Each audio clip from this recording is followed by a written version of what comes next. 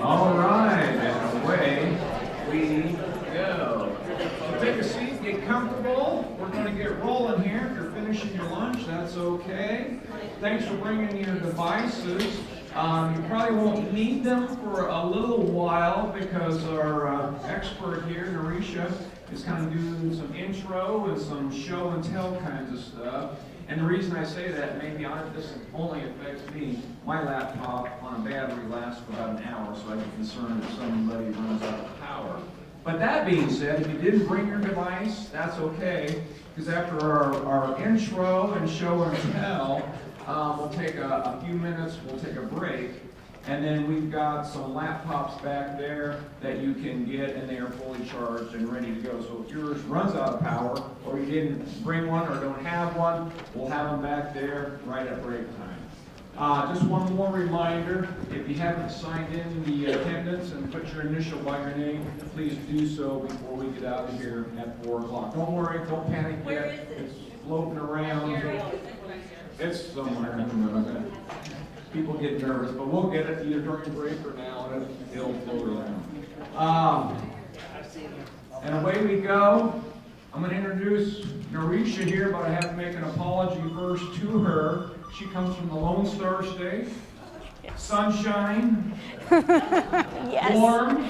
Yes. She's wearing like a t-shirt. I said, better bring long sleeves to this one, girl. And so, she did. She was here last week. He gave me I promised no snow and sunshine. I was okay, but I said after November 2nd, all bets are off, so I looked at the long-range forecast. But she still came. She's back. We're getting a very consistent message. She's been working hard already. If you didn't know it for SCC, she comes last night, gets up early in the morning, works with our virtual learning team, our instructional designers all morning, took a quick lunch break. I said, hey, we got to get going at 1 o'clock. So, without further ado, let's give a warm Nebraska SCC welcome to Narisha. She's our trainer.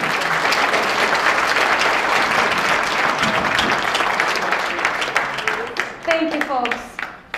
To reiterate what Bruce said, we are going to be here till close to 4. But what you're going to do is I'm going to show you a demo first, and then we're going to do hands-on. I promise you're going to get to work on your course. And also, as Bruce said, if you have enough battery power on your laptop, you're welcome to follow along as I show you the demo.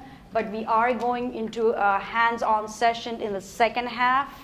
And I welcome questions as I'm training.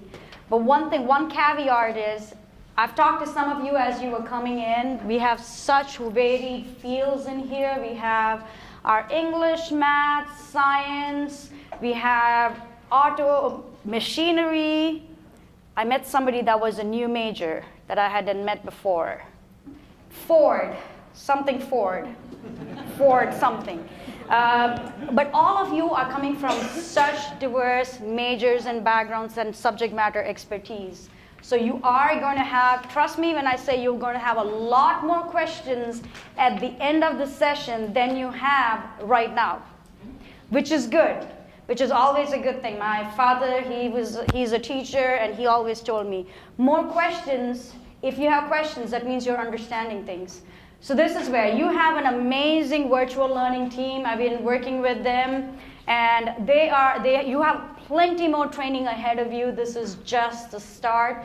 My charge here is to give you an overview of what Canvas can do, and also what Canvas can do not just for that first fall semester, but also down the line. So as I talk about different things today, make a note. You guys have a notes. Just make notes of, oh, I want to try this out. And so when you take that thing to your virtual learning team and say, hey, I wondered, how did she do that? I want to be able to do that. That's what you want to make a list of how and what you want to do with your own classes. You may not know how to do it at the end of the training today, but trust me, when you start teaching, you can get all those questions answered. As Bruce said, my name is Narisha. I come to you with higher education experience. I've primarily worked in higher ed, started at a 4-year institution, and I actually continue right now, teach at the community college in child development, completely online. So I literally am in your own shoes. which means you guys have grading to go back to tonight. I have grading to go back to tonight also. Also, I was part of a team that helped our faculty transition from our previous LMS to Canvas, and we did it in 4 months. And I'm here as a living proof to tell you it is possible. And a lot of what I will be showing you today is based off that experience of being in Canvas for over 3 years and using a learning management system since about 2002. So you're going to hear me sprinkle in, hey, these are things for you, but here are things that you want to definitely mention to your students also. So those are the kind of notes that you can make for yourself. This one basically is telling you all the different things we're going to be looking at. You're going to look at some of the overview stuff. You're going to get, I'm going to show you why you need to plan and what you need to plan before you start putting things into Canvas. The important thing about managing your courses, grading, we're going to be looking at grading and some of the grading capabilities. If there are some things that you want to use, those are the notes you want to make so that when you take it to your virtual learning team, you say, hey, I want to be able to do that. How do I do that? A quick overview of the apps.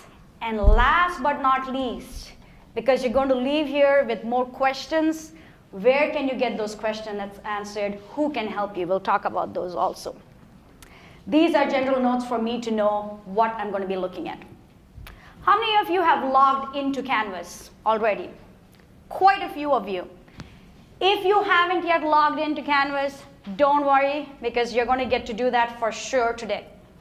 When you log into your Canvas, when your students log into Canvas, when anybody in SCC logs into Canvas, you land on something called the dashboard. If you logged into Canvas, doesn't this look kind of familiar to you? I see some nodding heads. Now, I know mine looks much prettier than yours does. I know that for a fact. And when we go into the hands-on session, I will show you how you can make yours pretty as well. Now, I'm going to start off right here. Give me 1 second. I'm going to get this on so you can see what exactly I'm talking about. I like to start off always at the account. That left-hand side blue bar you see, that's what we call the global navigation in Canvas. The reason we call it global navigation, it's always going to be on that left-hand side for you or your students as long as you're on a desktop or a laptop. That's always going to be there, irrespective of which course you go into. You go into your first course, your second course, you go into any course, that left-hand side will always be there on that left. I'm going to start off right on the top at the account level and talk to you about a few things, actually 3 big things here. Some of you brought in your profile pictures. If you did, if you're on your laptop and you have enough juice on your laptop, this is where, but what I want to show you is when you log into Canvas, again, make note of this if you are taking down notes for something you need to do, but also encourage your students to do this. When you go into account and settings, right here you will see a gray circle. You are able to go ahead and add a picture. Encourage your students to do this. Do this yourself also. Put a picture. If you don't like a picture, put anything that represents you. That image is going to show up when your students communicate with you through the inbox. If you use discussion boards, you will see that. You will also see it in the gradebook. In a lot of different places, that shows up in Canvas. Now, for somebody like me, it's really helpful because I have a terrible memory. I can't remember names. If, again, I see some of you nodding your heads, that is going to be really helpful. But also, how many of you teach completely online? Because I know there's a mix of folks here. That's another way to increase what we call instructor presence. Even the rest of you, the majority of you are teaching face-to-face, but you know the truth. Your students don't know your name. They barely know which course they're taking. Put a picture in there so that they at least know, oh, this is who's talking to me. So if you brought in a picture, when you start the hands-on session, go ahead, make a note of this. This is something you'll do once and you can forget about it. Just one time, but it's really helpful to have that picture up there. I'm going to go to the right-hand side. You see where it says ways to contact and it has an email address? By default, your SCC email is in there. Now you folks send emails to your students, right? emails. Some of you may be posting announcements to your students. Let me ask you, lots of rhetorical questions coming my way. Do you get a sense that maybe perhaps your students don't read your emails? Yeah? Okay, I'm going to take that laughter as yes. And I'm sure you're not surprised when I tell you some of your students don't even know they have an SEC email. As I mentioned to you, I came from a community college background, and we work with faculty and students, and I have met students who have been there for 5 years who did not even know they had an email. So they were missing all that communication. But what if you ask your students and ask them, what is the best way to connect with you? What do you think they're going to tell you? Text, Instagram, follow me on Twitter, yes. No, never follow your students. You don't want to know what they do. I know. But they would love if you text them, right? And I'm sure most of you will say, heck no, I'm not going to text you. The other thing they are also constantly checking is their personal emails, because they still have those. They have their Gmails and Yahoo. This is where Canvas lets every single user customize how Canvas talks to them. This is something you want to expose your students to. So if they say, hey, can you send me your announcement as a text message? You don't have to do anything different. You just expose them and tell them, you can have Canvas send you a text message. They will go into their account and settings and add their cell phone number.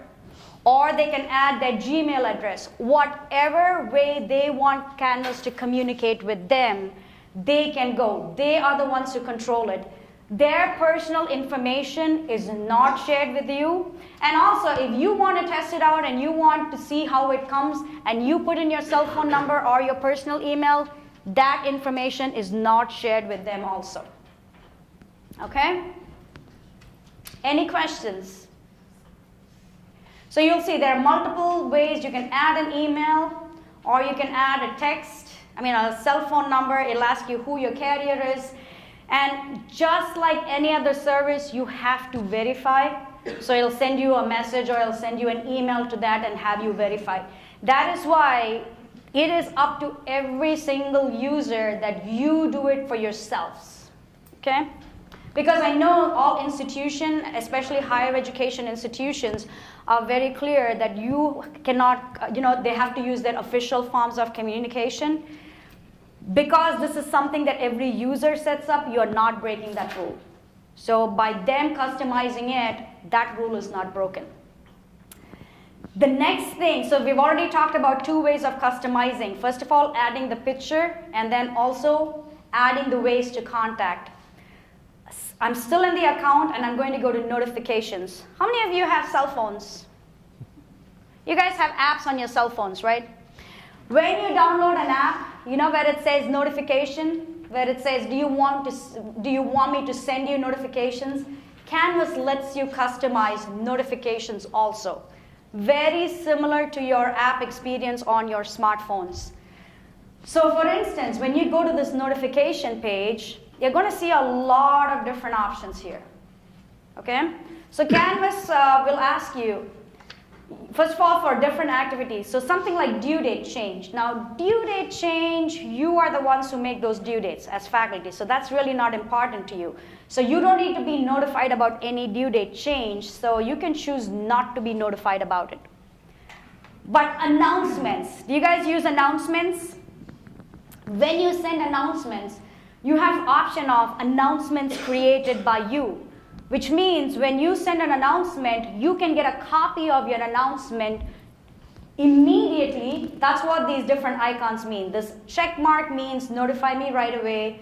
The clock means send me a daily summary. This calendar means send me a weekly summary. X means don't send me anything.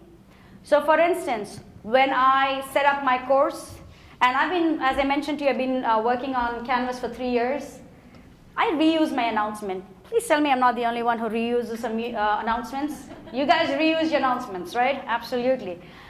I set up almost all my announcements at the beginning of the semester because there is an option for delay posting. Today is Friday, so I know Friday morning at 12 a.m. an announcement goes off to my students to remind them what they need to prepare for the rest of the week. When that announcement goes off, because I can't remember, I get a copy of that to my email, so it tells me that announcement went. Also, an additional thing is I get to see what the announcement looks like. If you're not sure what these different things mean, when you mouse over it, it tells you what these different things mean. There is a whole communication capability within Canvas, which I will be showing you. If you want to be notified, if you use this internal communication within Canvas, when a student sends you a message, you can get a copy. You guys use Outlook, Office 365, right? You can get a copy of that email message to your Outlook. And here is the best part. You don't even have to log into Canvas to reply to your students. You can just hit reply in Outlook and it goes to your student. Yeah, that's, in terms of workflow, this is where you customize Canvas to work for you the way you want. The frequency you want and the way you want. So I have customized, and you're going to figure out what works for you, what doesn't work for you. If you are the kind of person who likes to use your iPad or your tablet for a lot of different things, because we do have a really nice teacher app, we also have a student app. If you think, oh, maybe I like to grade from my iPad, you can customize and have Canvas send you notification to your iPad. You can have it send notification or not send anything to your different communication devices. Any questions? Again, can you see, this is one of those things, a lot of times students, your students for the majority are what we call digital natives. They grew up with computers pretty much from the day they were born. A lot of us did not grow up with computers. We are what they consider digital immigrants. Okay? I know some of you are probably digital natives, I'm looking around, but the majority of us are digital immigrants. But here's the difference. Because we are digital immigrants, we kind of acknowledge that we don't know everything, right? But your students assume they know everything. This is one of those things. A lot of you raised your hand when I asked you, did you log into Canvas? When you logged into Canvas, did you notice there was something, there was a little blue line that says customize your notifications? Some of you, I see a lot of you are not nodding your heads because trust me when I say majority of the people just ignore that thing. This is what it is making you do. Customize Canvas to work for you. It is well worth the first 5 minutes of your semester. You guys go through the syllabus that first day? Take 5 minutes. Have one of your students come to the front. Don't log into Canvas yourselves. And I'll tell you why. Have one of your students come to the front, log into Canvas, and tell them, go to your account and say, hey, I am going to send you announcements. I am going to communicate with you. You guys may be doing grading through Canvas. They can get a notification when grades are posted. So again, you show them this, or have you walk them through just these 3 things that I showed you. Go to account, go to settings, add your picture, folks, and you know your students well enough that if you don't give a point, they're not going to do it, right? This is where you determine if this is going to be important. If nothing else, they realize that, hey, I have work to do, I better do the work. Okay? So this is an easy assignment for them to do. And then you tell them, put in your cell phone number if you want Canvas to send you text messages, and go to notifications and decide how often and for what Canvas contacts you.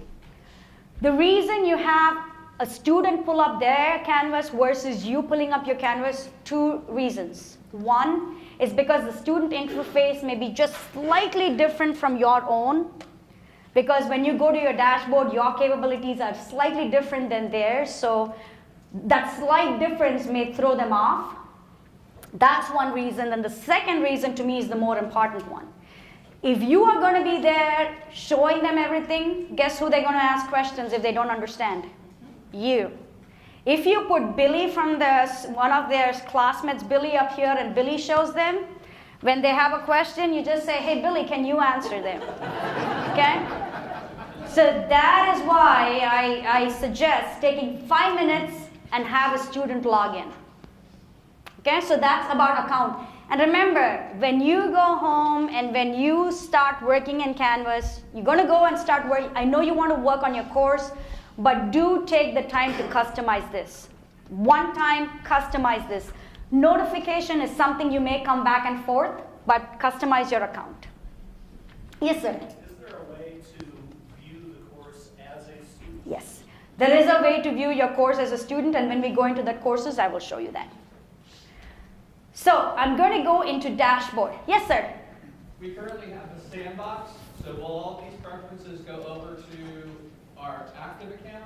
Great question. Right now you have these account settings are going to be for all your courses. This is going to be covering everything. This is your account, so it's everything. Yes. Thank you. Whoop. That shouldn't sleep. You're not going to sleep yet.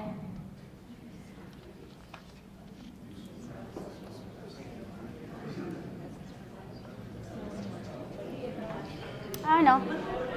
Bang was here and he'll.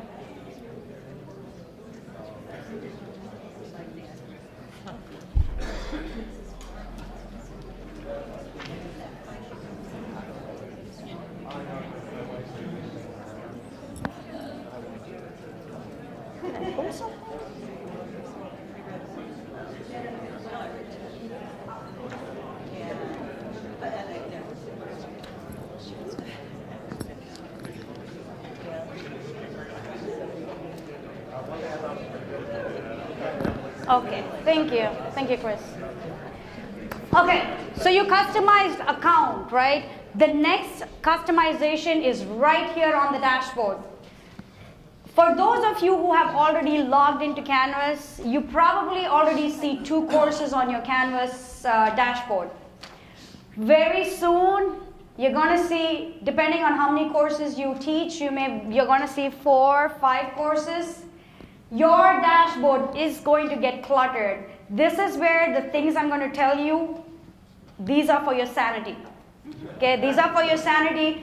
And when we start going over this, you'll be like, this makes sense.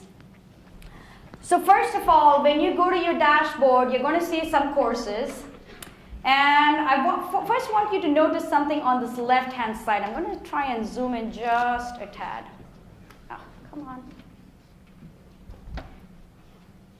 It's not going to let me zoom in. I know it's kind of faded for you. For those of you who are sitting way in the back, just FYI, there's a screen right behind you also, so that if you want, you can just turn around and look. But on the dashboard, depending on the role that you have, you're going to see things on the right-hand side. That to-do list, it's automatically generated for me. I didn't put that in there.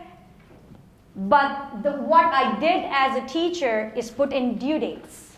You guys, at the beginning of the semester, you know all the assignments your students are supposed to do. And you also know the grading scheme, and you also, the most important thing, you have due dates for all your different graded elements, don't you? Yeah? You have a due date. If you use the due date capability in Canvas, in the hands-on part, I'm going to show you where that resides. If you put your due date capability in Canvas, automatically the to-do list is generated for your students. You did not have to click an additional button to go ahead and create that. And I just want to show you what it looks like for a student. For a student, their to-do list is a list of different stuff they have to do. Most of your students are taking at least more than 1 course, possibly 2. Some may be taking 3, 4, 5 courses. And we all have deadlines. And sometimes we have 2 assignments on the same day, or 2 teachers have the same deadline for those assignments. That to-do list is dynamic. So if they finish something, it's going to take off that to-do list. After a few days, if they haven't, because the reality is, as much as we like it, not all our students submit everything, right? So it'll keep it on for some time, and eventually it'll come off. But then also down here, I'll show you from this view, they also will have a coming up list. So it tells them not just what is imminent or what they missed, but also tells them what is coming up in the next 7 days. Again, it's very dynamic. It's going to change. If you change a due date, it's going to reflect here. Okay, so this is one way for them to keep up. But there's a really important thing that you as a faculty have to do. You have to use the due date capability in Canvas for an assignment, a quiz, or a discussion. Now, a lot of you may be having them do stuff in class, or maybe don't have them submit anything online, or you may be having some practicum stuff, because I talked to some of you as you were coming in. Maybe you're doing a practicum thing, they're not submitting anything online. But again, for that assignment, if you create or put in that due date, it will remind them. Okay, so again, this will act as a really good reminder for them. But what I wanted to talk to you about in terms of customizing this, this dashboard. Yes, sir? I'm sorry, just a quick question, the due date. So I assume there's a way they can like check it off and go, yay, I did that? Actually, when they submit an assignment, it'll automatically take it off the to-do list. And also, I'm going to show you the calendar. It actually strikes it off for them in the calendar But if also. it's like something we're doing in class, and it's a reminder, is there a way for them to go, or does the deadline pass? If they don't want to see this, you know, this X for everything, they can just exit off, and it takes it off. Thank you. Yeah. Yes, ma'am. So how clear is it to them on that side, like say if they're taking 3, 4, 5 classes, how do they know this is my social, this is my... Great question. How do they know which course it is? And actually, you are going right where I'm going to. On this right-hand side, it's not very clear, and for some reason, I cannot zoom in. But right under the name of the assignment, it tells you the name of the course. And right under it, it tells them, if you have this information, it tells them how many points it is worth, and also tells them what the due date is. Okay, I'm just going to go to the student view just to show you. And more importantly, when they click on this, these are hyperlinked. When they click on it, it takes them directly to the assignment. So they don't even have to go look around and see where is that assignment. The other thing is when you get your courses, the courses name are going to be reflected based on how they have in your registration. So if you're teaching English, it'll say something like ENGL 13.1.SO1, something similar to that. Now you don't know, you may be teaching multiple sections, and your students, as I said, they don't really know what they're learning sometimes, or they don't know the official name of the course, right? This is where in Canvas you're going to see 3 dots in different places. When you click on the 3 dots, you can add in a nickname. This is going to be really helpful for you when you start seeing multiple courses. So you can add a nickname. If you're teaching 3 sections of the same course, you can add a nickname, MWF 8 a.m., MWF 10 a.m., so that you can keep them separate. The nickname is only visible to the user. Yes, ma'am? Okay, so when we get messages from our students, will we know what class they're in? Yes, you will know exactly which class. And I'm going to show you exactly. This nickname that you're going to give them, give these courses, this nickname is going to reflect over here on the right-hand side. This nickname is also going to show up in the inbox. It'll show up in the calendar. If you change the color, you can also change the color of each course. Now, for those of you who are writing notes, this is a very simple thing to do, but this is, again, part of your sanity. Change colors and add a nickname for every course that you get added to. Because the color is, whatever color you pick here is going to reflect on your calendar, and I'm going to take you there. And the nickname is going to be the same name. One of you asked me, right? It's the same name that you see on this right-hand side. So instead of guidance www, if I call it guidance online, and I'm just going to refresh this page, that's what I see here. So this is what I mean. And here is the thing. Every user can go ahead and customize the color and the nickname. So when you go into class, refer your course not by the name on the top, because that's the nickname. Refer to it only by the name below, because that's the official name that they cannot be changed. So don't go say, hey, go click on the pink class, because the pink class for them may be a sociology class, and here you're teaching automation, okay? Because they customize it. Here is another little tip for you. Only you can see your nickname unless you pull it up in front of the whole class. So keep it clean. Been there, done that, seen faculty do that. Your students never see your nickname even when you communicate with them. So even if you happen to be looking over their shoulder, don't be offended if they have a choice nickname for your class. Okay? Because they were assured that nobody would see it. Okay, I keep going back to my slides just to make sure I'm covering everything. Due dates. First of all, you see the to-do list for students that's generated on that right-hand side. This that you're seeing right now is an instructor to-do list. That's why you're going to see some numbers against each one of these. Any idea what these refer to? 1, 1, 2, 2, 1. Somebody said students. You're kind of in the right direction. Exactly, the number of assignments that still have to be graded. This is yours as an instructor because let's be honest, we really don't care about the due dates for our students because it's their job to do the work, but your work really starts the day they start submitting things to you. This is going to give a running total of all those things that have to be manually graded.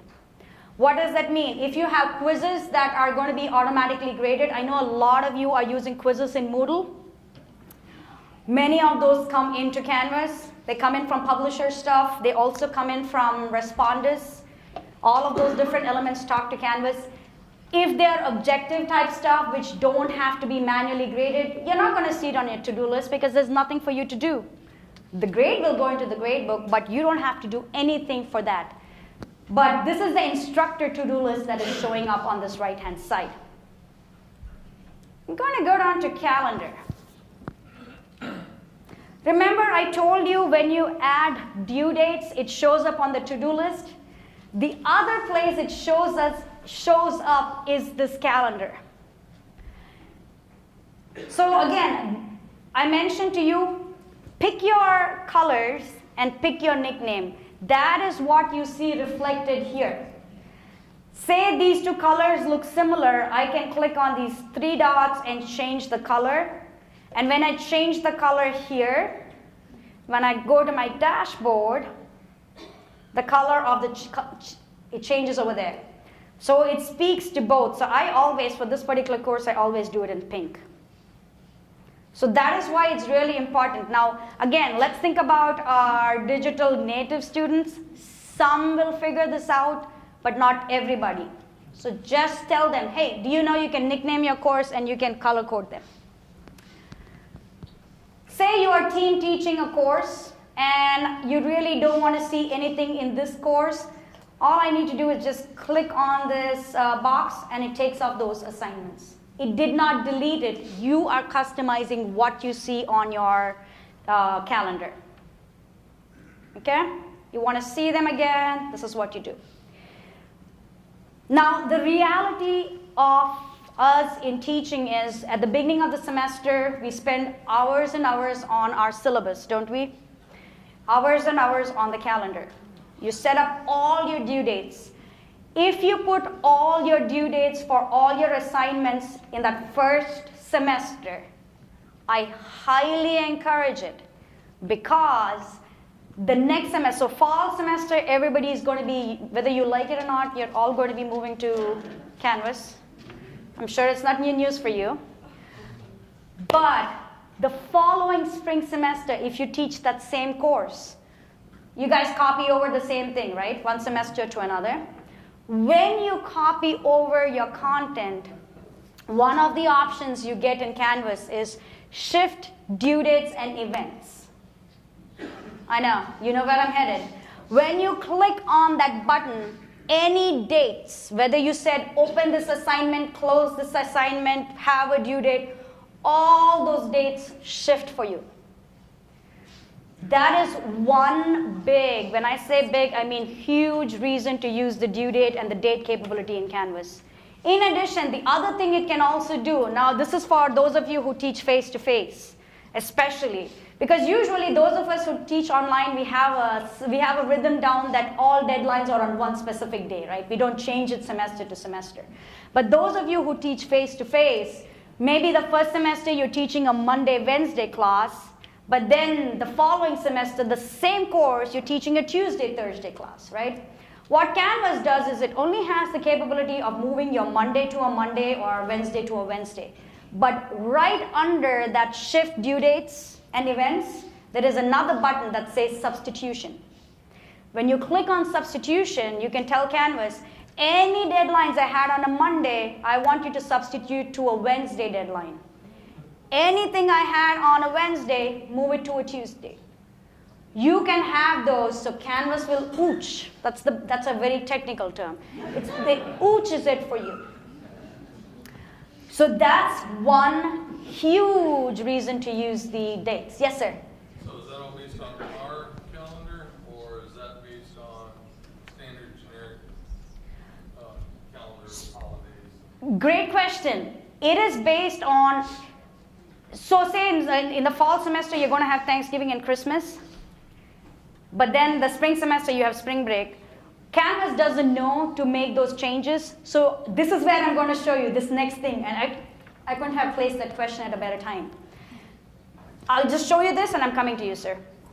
Say you want to move a deadline. You guys have snow. I know this is not enough snow to have a snow day for you guys, but if you lived in Texas, trust me when I say this would have gotten me 2 days of snow day. Okay? I'm telling you, there are reasons.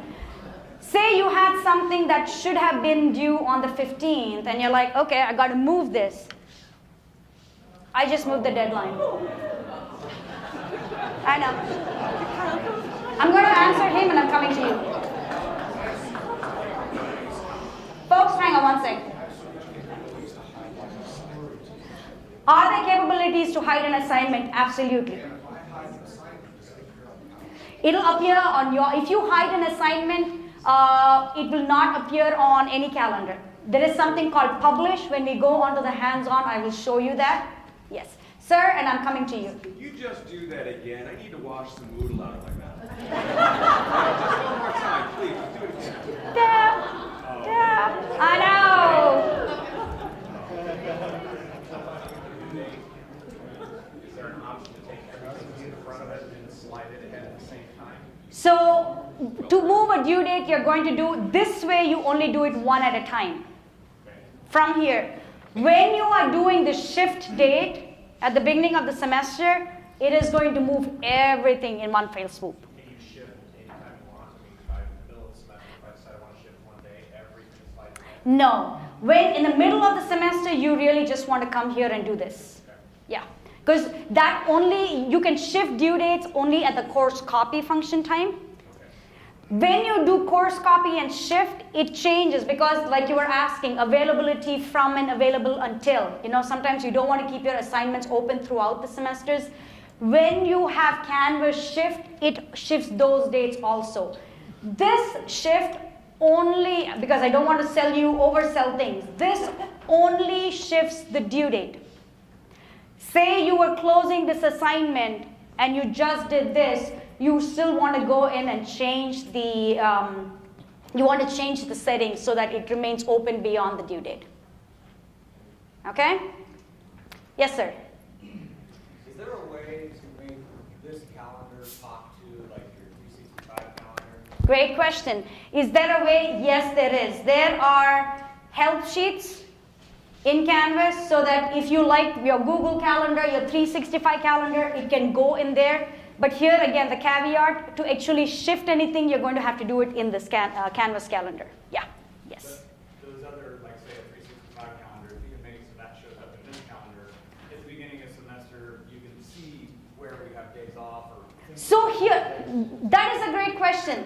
All these different things are associated with your course, but this very first one, everybody is going to get one personal calendar. That's going to be the very first one on the top. That is your personal calendar. So, I mean, I'm all about the holidays. I always, every new academic year, I go ahead and put in my Thanksgiving breaks, my spring breaks, my Christmas breaks. Those are the ones that are most important to me. So I can go in here, make that calendar visible. Well, I don't have anything in there, but you can go ahead and add anything to that personal calendar also if you choose to. You only get one, or can you add more than one personal calendar? You only get one personal calendar. Yeah, you get one personal calendar. Okay, I think just showing you how to change the due dates should convince you why to use the due dates in Canvas. The big thing for you as you are making this transition is do your planning on paper, folks. Not just when you're making your list of things that you need to add to calendar. So you say you have a discussion board. Make a note in your paper. These are the off-canvas planning to do. Make a note on your paper. When does it open? When does it close? So when you make the discussion board in Canvas, you have all those dates so that you're able to add. If you're in a face-to-face class and you have them quiz weekly, but they quiz in a lab, they do it through ExamView or something like that, can you still put a due date on the calendar even though it's not a Canvas Yes. quiz or a Canvas Yeah. anything like that? Yes, you can. You can call it an event. This is where, depending on exactly how you are using, this is where your virtual learning team, I see some, they may have stepped out, they'll be back. Sue, Mohammed, oh, there they are. They're just sitting down. Brandon, you have all these folks. Those are excellent. This is where, when you go ask these folks questions, that's the kind of question you want to ask them. Don't necessarily say, hey, I want to use the discussion in Canvas. Tell them, this is what I want to do. What is the best tool in Canvas? So take that question to them and I'll tell you exactly how to make it possible in Canvas. And I'll tell you honestly, having been in their shoes, like I said, we transitioned in 4 months. Sometimes they haven't heard your question. They'll say, let's go look at it together right now together. So you may be experimenting some also. The Syllabus Tool. This is going to be almost your first look into a course. In Canvas, when you add your due dates, you saw the same due date appears on the to-do list. It also appears on the calendar. There is actually a couple more places that due date appears. There's something called the modules. So every due date is listed right here on the modules for students. There is one additional place, and it's called the syllabus in Canvas. The syllabus tool in Canvas, and actually your team is encouraging you to add your syllabus in that, because when you add an assignment, it is making a chronological list of every graded element that you have made available to your students. One place to see everything in one linear order. Okay? All of this functionality just because I added the due date in that assignment or discussion or a quiz. Okay? Modules. I keep going back to the slide just for me, folks. There's nothing there. Just for me to make sure I'm showing you everything. This is roughly what a course looks like in Canvas. You know, it's a very one-dimensional thing. It's not, it doesn't look too graphical, but it's very one-dimensional. But here is what you need to understand from this. And this is part of what you're going to get to build when we get to the hands-on. These are arranged in what we call modules in Canvas. So here is a module that I call Syllabus and Orientation. There is a Chapter 1 module. There's a Chapter 2 module. All chapters. You can do it by chapters. How many of you do things by chapters? Remember this now, depending on which course you're doing, you may be doing different things in each course. I want you to think about the first course you're going to work on. Okay? How many of you organize your content in weeks? Remember this so that when we go to the hands-on, this is how you're going to organize. How many of you do it by, we did weeks and we did chapters. Anybody call it units? Anybody call it just by the name of the topic? Whatever works for you, that's how you want to name your modules. Okay, whatever. For instance, I have taught using chapters, but then when I teach a summer course, I teach a 4.5-week summer course, I use the same content, but I change the modules 2 weeks. That way, my week one is this long, but my student knows there are 20 different things I need to look at, but that's all in week one. You can put whatever you need in a module. You are going to slowly learn what these different icons mean in Canvas. Part of your planning, you are also going to think about, honestly, how do you run this course when you don't have a learning management system? Because there was a time when you taught before Moodle. Remember? It was in the distant past. I think before WebCT, you actually want to go way back to what did you do, how did you teach, how did you organize your course before you had any of these different things. You normally said, okay, the first day of the semester, you probably gave them a syllabus. Those of you who are teaching online, maybe you have an online discussion board where they introduce themselves. Some of you who teach face-to-face may be doing the introduce yourself in class. Maybe you had that first assignment. Whatever that logical, linear way for them to engage with the content, that is how it's listed in the modules. So in one module, you could possibly have, this is a file, this is a discussion board, this is a page. So when my students go in here, they see whatever they need to see. But when they're reading the syllabus, that's the only thing you want them to read, right? You don't want them to look at other stuff. Right down here, they have a next button. So it's almost like they're flipping a page. Here is my discussion board. They reply, they introduce themselves, and then they flip the page. They look at some information, they read the stuff, they flip the page. The order in which content appears here is the order in which this was listed in Canvas. Okay, so when you go into that building phase, just remember that is the order it's going to be in. You can see on this left-hand side, I only say home, modules, grades, and announcement, but I have a discussion. This rocket ship is a quiz. You can run a lot of different things within a module. And I'm going to, again, remind you about all these things when we go into the building phase. The reason we push modules are because you have some higher order things. Now, one of the things that when I spoke, especially to Stephanie of your VL team, was to talk about something called your competency-based education, CBE. If that name looks familiar to you or sounds familiar to you, or if it doesn't, let me explain what it does. Sometimes you may have, and you know the reality is when you're teaching, for the most part, we have the whole course set up in a linear manner so everybody is in the same level, right? Every student is right here at the same exam. Everybody is doing the assignment. Everything is released in the same order. You have the capability of setting up your course in such a manner that if a student, maybe your student has been working in the automotive industry for many years and decides to come back and says, I want a certification, they can probably test out and go to the second module. They can meet some requirements that you have set and go to the second module. By setting it up in the modules, you have that ability. In addition, you may say, maybe all my students are at the same level. Maybe you have a quiz and you're like, I don't want them to start writing the assignment till they score 80% on this quiz. You can set that up as a requirement before the rest of the content also shows up for them. Somebody asked me student view.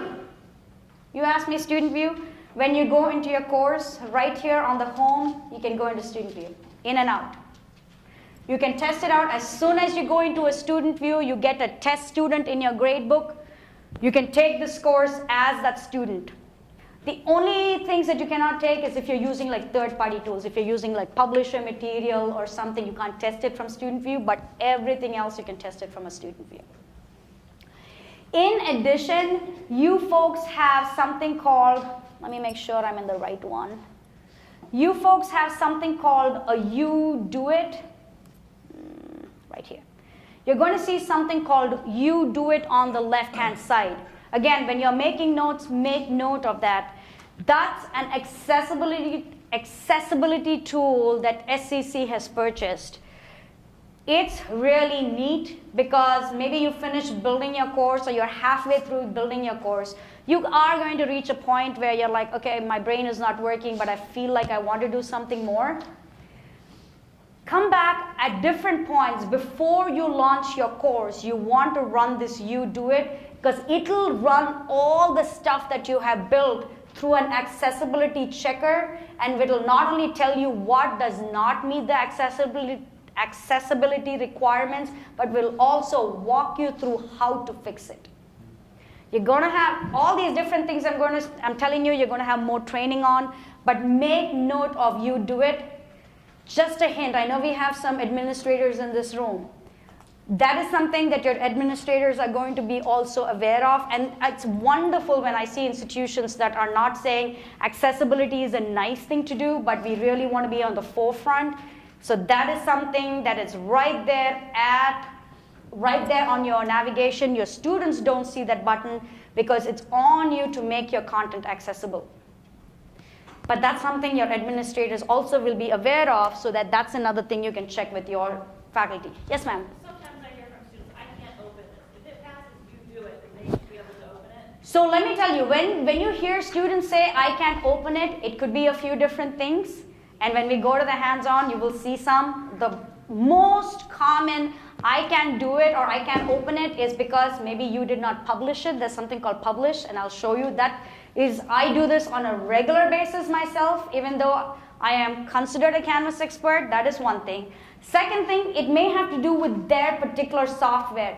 Here is the rule of thumb for you as a faculty. Say you created an assignment and even one student was able to submit the assignment, that means you did it right. If very often you'll have only a bunch of students that say, I can't do it, more than likely it's something on their computer. Here is the rule of thumb for everybody here, and also to tell your students, keep a minimum of 2 browsers. Firefox and Google Chrome are the most advisable ones. If you're a Mac user, Safari. Some of you may still be using Internet Explorer. Perfectly fine. I will never ever diss IE because that was the one that was there before all these other things came in. But the rule of thumb is keep minimum 2 browsers. If something doesn't work in one browser, try it in the other. But you may hit a situation where it doesn't work on both, then try a different computer. But the rule of thumb for you as faculty, if one student can access it, you did it right. Okay, we are going on to communication tools. Now, one of you asked me this question, will I know which course and which student? Because that is the bane of our existence, right? One of the other banes of our existence as teachers. Because you probably in your syllabus tell your students, please only and only email from SCC email. But you get an email from tweetybird@gmail.com and they give you a really descriptive subject line, hi. And you're like, who are you? What are you talking about? If you use, and this is part of the decision you need to make before you start your semester, because this is going to be part of your communication policy.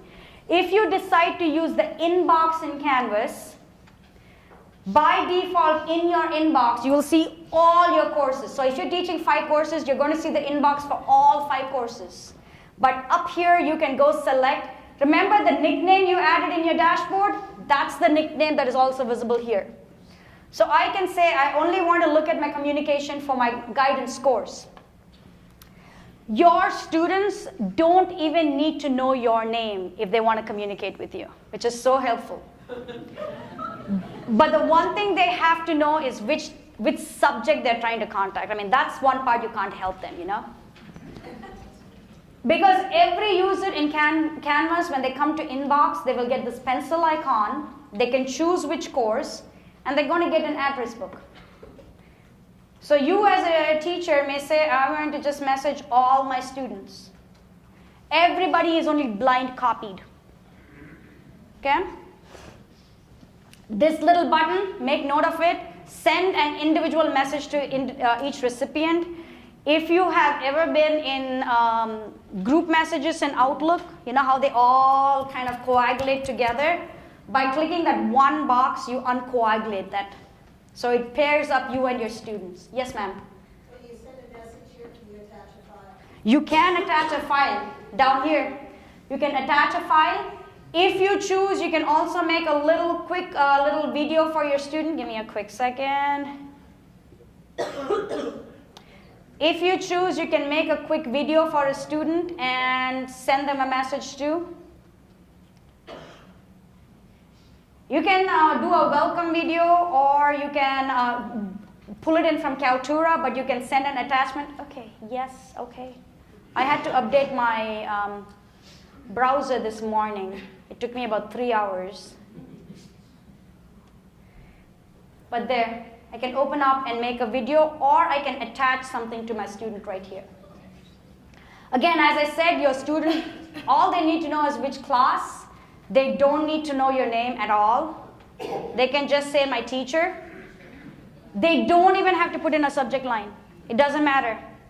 Because when you get a message, Brian Adams, the rock star, is my fake student, but you will see their official name. You will see when. You will also see the nickname that you added. All of that. Yes, ma'am? Okay, so if I streamed a video in the message and sent it to students, and it was something that I would be using again in another semester or another course, can I duplicate that message? If you're going to be reusing a message, my recommendation to you, you guys have a fabulous tool called Kaltura, because you have a captioning service also. I would suggest make it in Kaltura so that you can use it in here. There'll be a different way. For messages alone, you may have to pull it a slightly different way, but for making videos that you want to reuse, use Kaltura for that. Sure. Okay, let's look at grades and look at really quickly a little bit of the grading capability. Like I mentioned to you, when you go to dashboard, when students start submitting stuff for you, it's going to show up on the right-hand side. I had this assignment. I have 6 of these. I'm going to open it in a new window. It opens up for me. This is part of what you want to write down. Some of you may recognize this faculty's name, Karen Foster. She was here in last week's training. It's one of your faculty. All of us now know that Karen would love to go to Grand Teton. Okay? You guys probably, if you have Word documents, or if they're sending, I know we have accounting faculty here. Maybe you have them submit like an Excel document. I've talked to some of you, English, political science, criminal justice. A lot of us have them submit at least one paper of some shape or form, right? At this point, they may be printing it out and giving it to you in class, and you may be taking time to actually write on their paper and give it back to them. Let's talk about the life cycle of that paper that you have just graded. When your students receive that paper that you just graded, what is the most important thing for them? The grade, that's it. They're looking at the grade that you put on top, they look at it, and they shove it into their bag, and they forget about it. All that time you took for feedback, you don't have a copy because you gave it to them, but that's why I want to show you. If they submit a document, a PDF, and there are like 20 different ones, so don't worry about making a note. There are help sheets that will tell you, even an image. So I know I met some of you who are math folks. Or I know, again, I'm going to go back to my 4th person in the back. Or nursing. Or think about the machinery folks. I think you guys are all machinery folks. Sometimes maybe you have your students do something you have an assignment and you tell your students, take pictures as you do this. So they have a series of pictures and they're submitting pictures. When you open it up in SpeedGrader, you can come and mark something up. You can come and add comments. You can drop a comment so that you can write more comments also. For those of you who are English, who are my English folks? Strike through. Don't we love strike through? Strike through.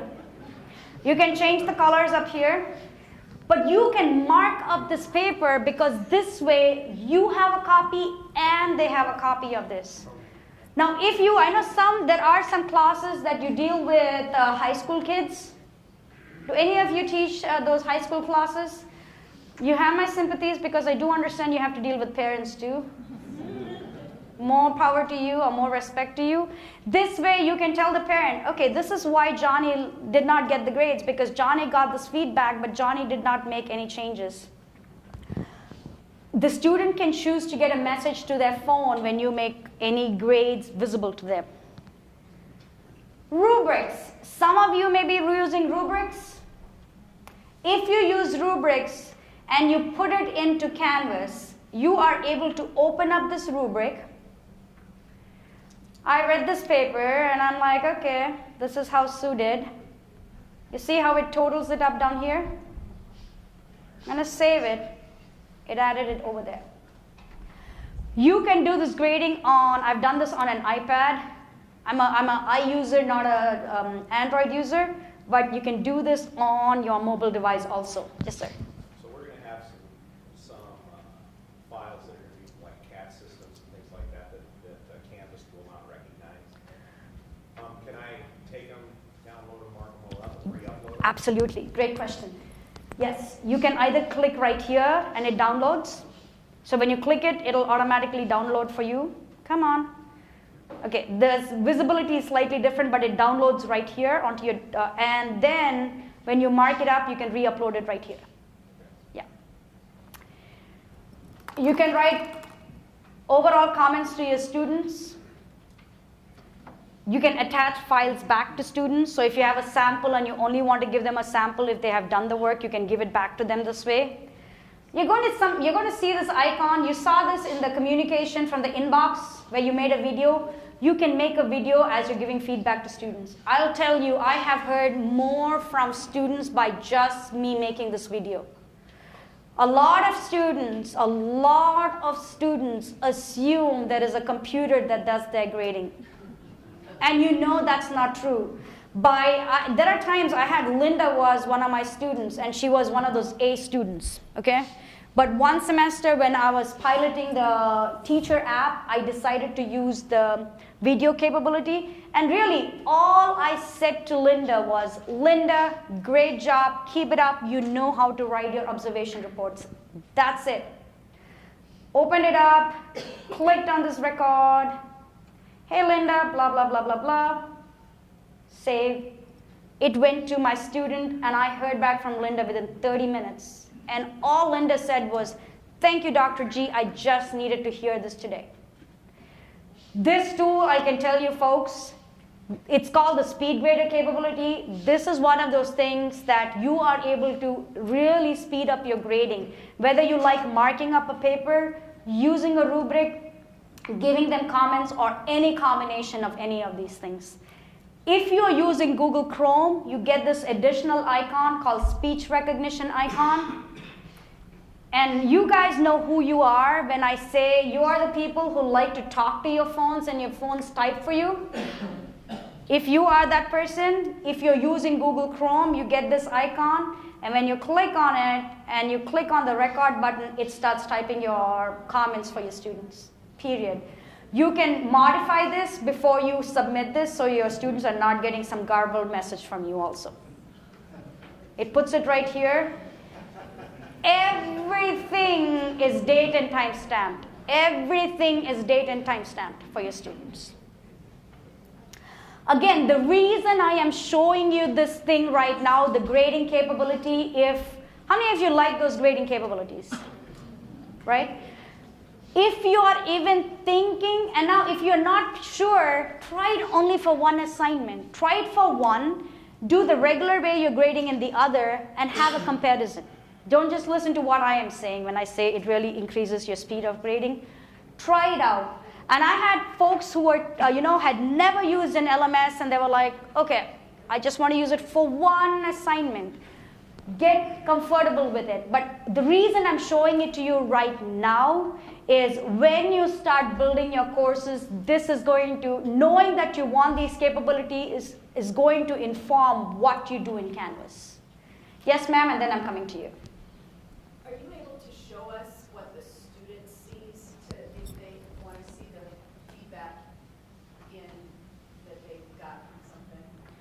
So here is Brian again. First of all, right here on the to-do list, Brian is going to see a list of all the grades, view grades. He's going to see these different things down here. Because I gave him comments, he sees it right here, but then he can go into any course.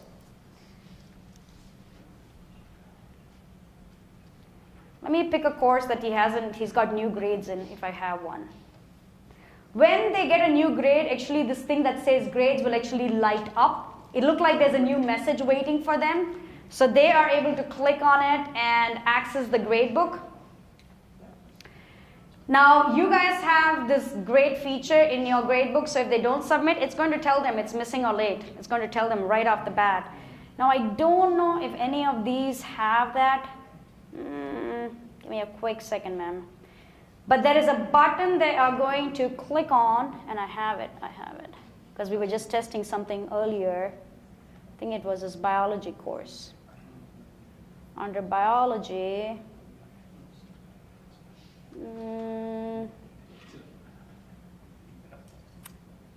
sorry. It's somewhere in here that I have, but they have it. It's very visible to them where they can see this. Yeah, it interfaces really well for them is what I can tell you. I can pull it up during the break. Oh, right here.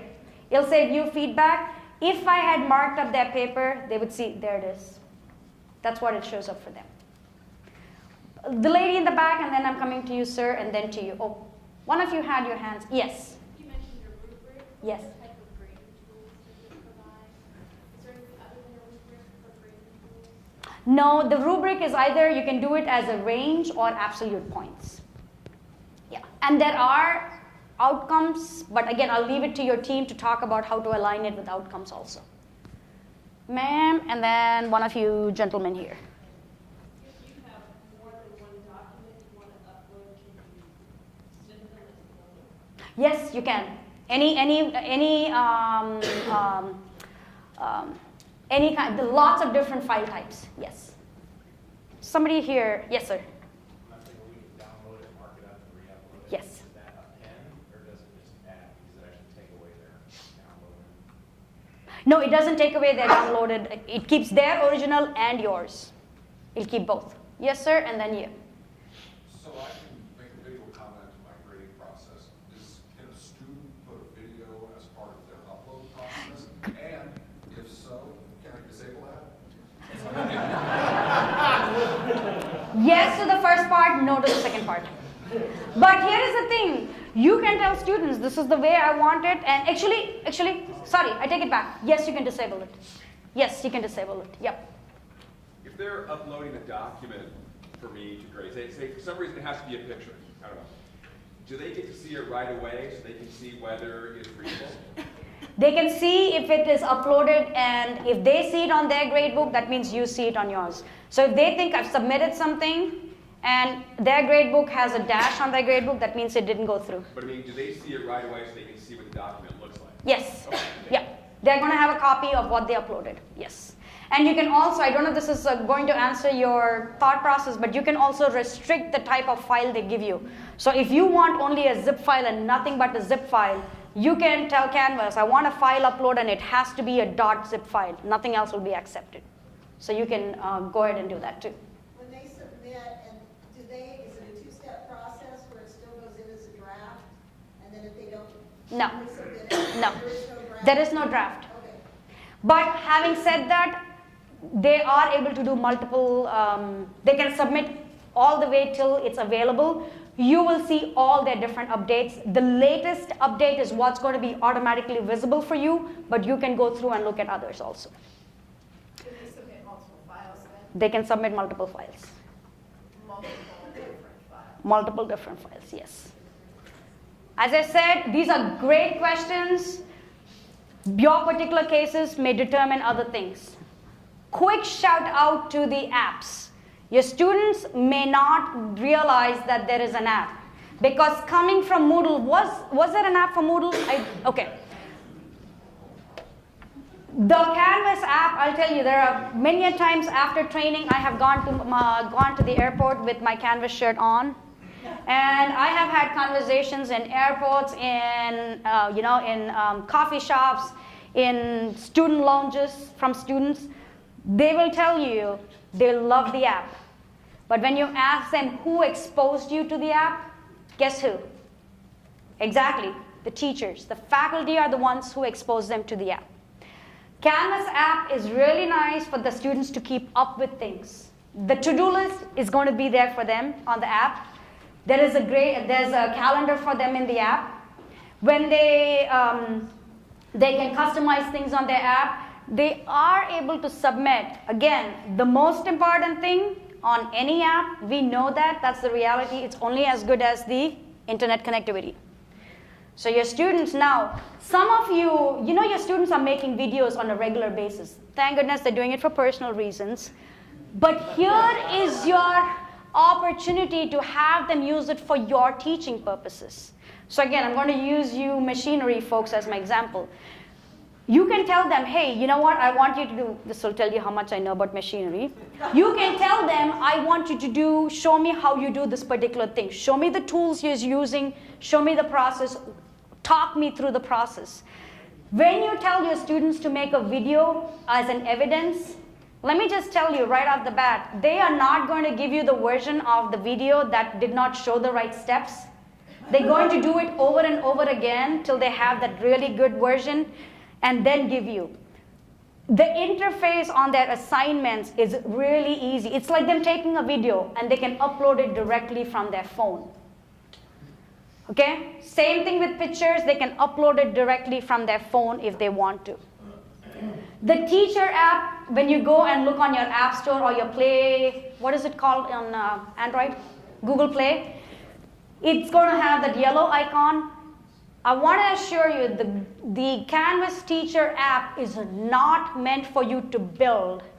It is really meant for you to run your course, which means you can grade, you can change due dates, you can send announcements. You can also take videos. I have actually used your Kaltura app because your Kaltura app has the captioning capability. However, maybe there are times you want to make a quick announcement, use the app on the phone. Because again, you may be taking a vacation and you thought you got everything done correctly. Life happens and probably you have a user error. And you just want to make a quick announcement. I have changed due dates from my phone. It takes a matter of seconds. So when you go home, download the teacher app, but really know that you're going to be using it when you start running your course. Last couple of things I want to talk to you about. Actually, let me circle back to this after we are done. I want to go right to the top. I want you to actually open up your laptops. You're going to do this, and then we're going to take a break. Open up your laptops. If you have problems logging in, folks, we're going to start our hands-on time. If you have problems logging in, please call us to attention. We have quite a few folks in here who can help you. Either use Chrome or Firefox or Safari. Open up a browser, put in this URL, or just log into your Canvas, one of the two. These last 6 digits are case sensitive, so they have to be all caps. Go ahead and put this URL in. When you hit enter, if you hadn't yet logged into Canvas, it's going to prompt you to log into SEC. If not, you're already logged in. It's going to ask you to enroll in course, and then it'll ask you to go to course. When you are in the course, so yeah, go ahead and click on enroll in course and go to course. Once you land on the course, let me just quickly show you what it looks like.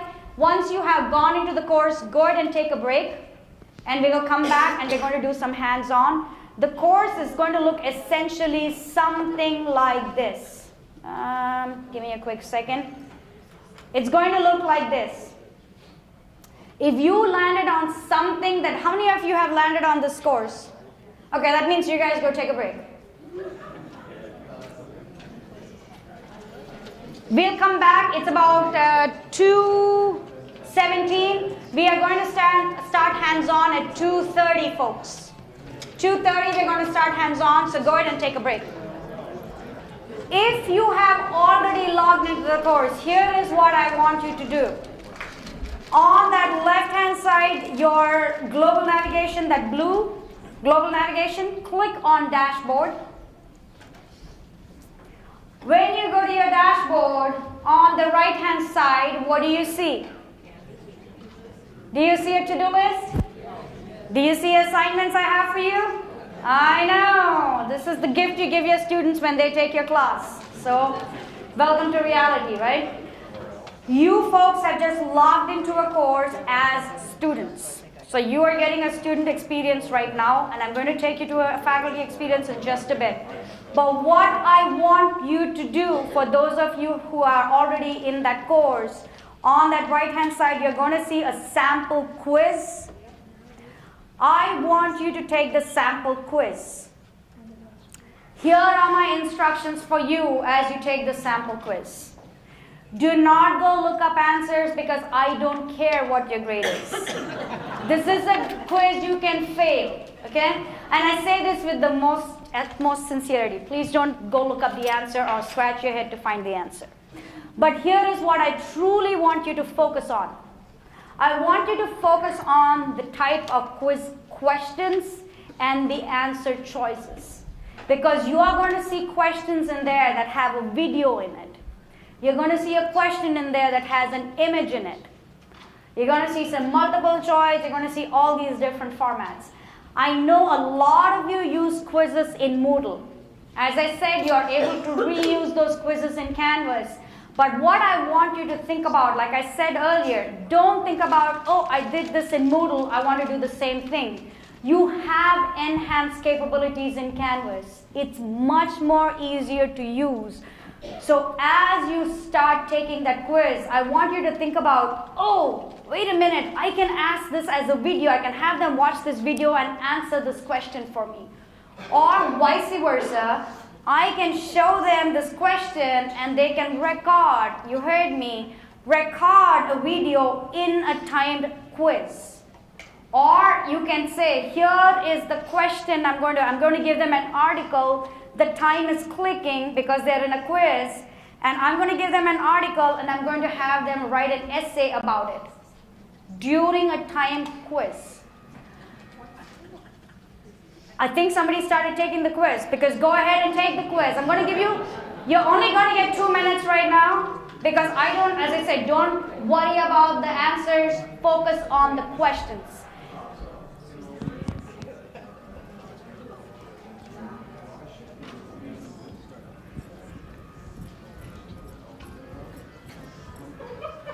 Could you do it one more time? Oh, yeah. Go to dashboard. Why is it not showing up for you? Oh, not the orientation. Actually, go on the top and put it in bold and that code one more time. Enroll. Yeah. Some of you may not have audio on your computers. Just listen in on that music. It's from the Pink Panther. That's an audio question right there.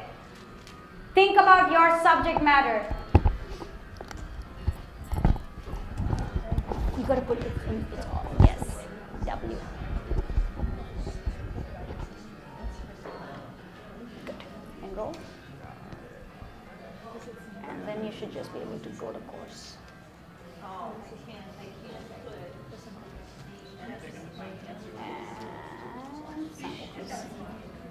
Sure. Has anybody submitted the quiz yet? Some of you have. Nope, no worries. I'm going to give you another minute.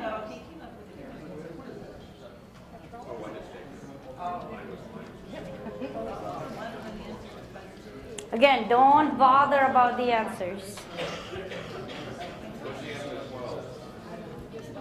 Here's my answer. I don't know.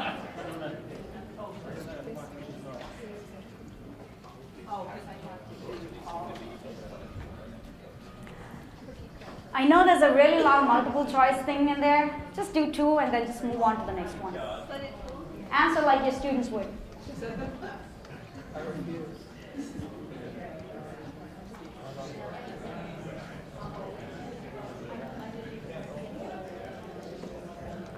If some of you can't see the images, remember what I mentioned to you earlier? It's possible that your browser or your computer is blocking something. How many of you have completed this quiz?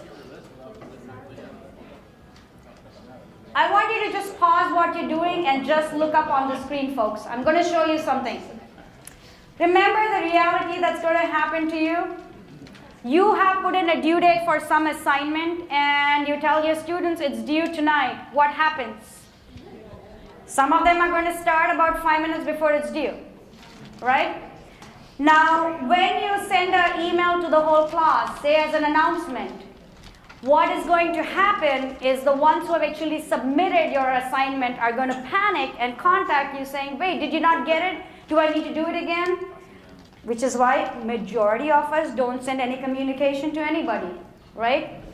Here is why, me included. Here is what you are able to do in Canvas. Now this is the same course you are in. I have an instructor view, which is why I have some more things on my left-hand side.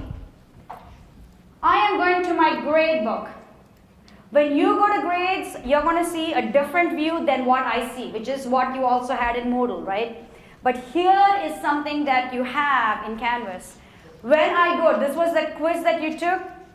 I mentioned to you, you have 3 dots in Canvas. When I click on the 3 dots, one of the options I have is message students who.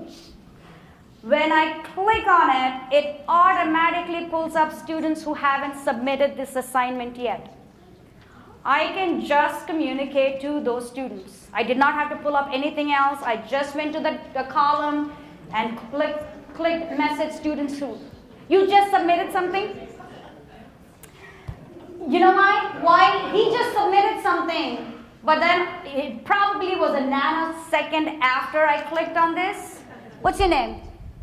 It's up there. Brett. Yeah, boy. Oh! Which one? Yeah. Out there. No, that's all right. Okay, so Jeff actually submitted, so I don't need to send a message to Jeff. I can just X him off. So Tracy, maybe I'm not going to send this message, and here is why I learned this the hard way. When I did multiple days of training for the same institution, there were people who were there last week who did not complete this assignment. If I send them a message, they're going to panic and say, oh, I'm sorry, I did not realize I had to do it. So I'm not going to send them a message. But remember, for you folks, you can communicate with just the targeted group of students. You can customize this. All these students are only blind copied. Okay? They don't know who else got this message, which means you can change the subject line. I normally don't do this, and I don't send a message for every assignment. That's too much babying for them. Send it for a few. Send it for that initial few. And trust me when I say you'll have occasionally a student that says, oh my God, thank you. I had so many things happening. I just forgot. Again, you may not do it for everyone. Hurry up. Something. When you type the message though, don't put in any names. Don't go there saying, hey, Tammy, Teresa, Laurie, because then they know who else got the message. Because FERPA law protects them, just say, hello, blah, blah, blah, blah, blah. When you send a message here, a copy of this message is going to be in your inbox because there is a sent box. All of those messages, you're going to get a copy, so you will know exactly which student you communicated with. There are some more options you have right here in the gradebook. I can message, again, if you have something that you have to manually grade, you can send a message to just the students whose papers you haven't yet graded. You can also send a message to students who have scored, say, less than 20 points. You can say, hey, you know what, we have tutoring services, please go use them. Or I have office hours. We all have office hours, right? How many of them ever show up to office hours? Invite them, say, hey, I am going to be in my office. Call me if you don't want to come to my office. You can message students who have scored more than a certain grade. You can say, hey, you wrote a really good paper. Can I get your permission to use your work as a sample? Because you need to have permission from them. There is this filtered communication right here. For every different column in Canvas, you're going to see these options. Okay? Does Turning Point Technology Clickers import in this? Ooh, I don't know that. I do not know that. You're Milford, right? Yeah. Mohammed will answer your question for you. I didn't mean to put him on. Oh, I'm putting Mohammed right on the spot. No, because you're going to use whatever you have been using and enhance what you're doing. I'm going to have you click on your dashboard, folks. Click on your dashboard. Remember, I showed you about customization. Whatever that sandbox course is, click on the 3 dots, give it a nickname. Just say play around. Call it play around here. Because truly that's only your play around course. At the end of this session, I am going to show you your orientation course, because in there, when you walk out of here and say you're teaching 3 different courses, you're teaching 3 different or 4 different machinery courses, you can request a shelf for each of your courses and have them create a master where you are the only instructor in there. So you can build your courses in there. This sandbox course you have, that's your place to just play around, experiment with. I want you to click on your sandbox course and you should see something like this. Click on your sandbox course. If you see what I see, give me a thumbs up. If you don't see what you see in here, raise your hand and we'll make sure you are here. Because we are going to do hands-on. So click back here. This one. Oh. Yeah.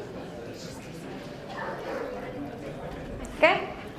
Again, if you don't see what you see right here, that's what you just raise your hand. No problem. Don't worry. If you are an overachiever like these 2 ladies, it is okay. Okay? If you have gone ahead and played around, no problem. Because I'm going to get you all. We are going to do hands-on. I'm only going to teach you 3 basic skills in Canvas. Okay? These 3 skills I'm going to teach you in Canvas give you the tools. This is like learning ABCs. Learning your alphabets gives you the ability to put words together. And so I'm teaching you the alphabets. That's what you're learning today.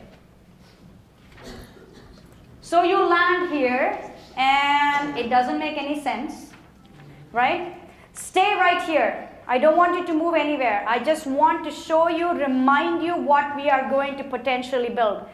Because one of the things I showed you was within a module, you can put any number of things. One thing I did not show you yet was, say I built something in the wrong module, you can just drag and drop stuff. Okay? I know. Sometimes it's these small little skills that make us happy. So celebrate the small things, because that is, again, sanity. You can rearrange things, so it will happen. You will accidentally put things in the wrong place. Trust me when I tell you, you will do it. Just know your visual cues. The 3 dots means click. When you see 8 dots, I'll show you where you get the 8 dots, means move around. Okay. So you're all in here. I asked you early on, how many of you organize your courses as weeks? Raise your hand. Okay? Remember that. How many of you do it by chapters? How many of you do it by units or modules? And I think I had somebody who said I do it by topics. Is there another 5th way? What do you do? Me? Yeah. Weeks, okay. I think I got everybody. There may be another way. I had one biology teacher. She named it everything, getting ready for exam 1. I'm like, fine. Whatever floats your boat. You are right here. The very first thing I want you to create, I'm going to have everybody create 4 modules. You can either click here or you can click here. The very first module you're going to create is course information. You can call it syllabus and course information if you like.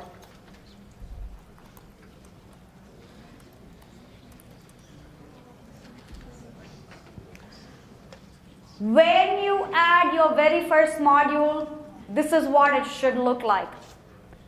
If you don't see this and you need me to repeat it, please raise your hand. If I see even one hand, I'm going to repeat anything. Which means every one of you, and I don't know how many, I think we have over 100 people. You all should have a module. As I said, I want you to create 3 more modules. You're just going to click on this plus module. If you call it weeks, you're going to just name it week 1, week 2. I'm going to call it chapter 1, chapter 2, whatever you want.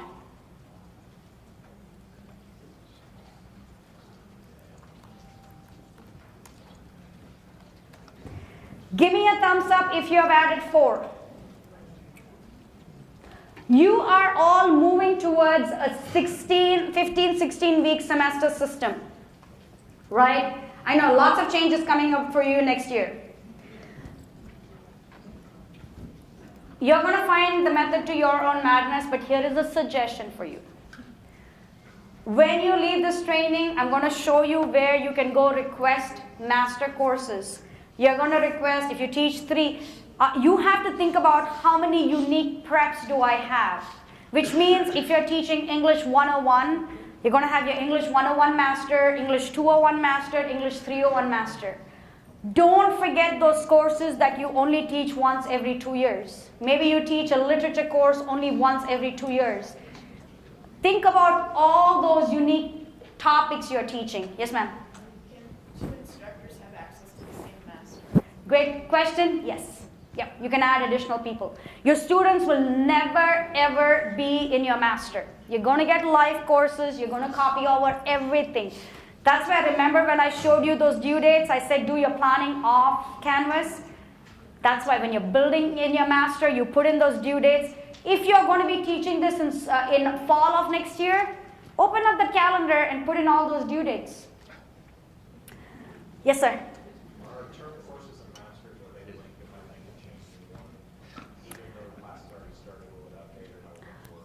So his question is, are our courses linked, our master linked to the other ones?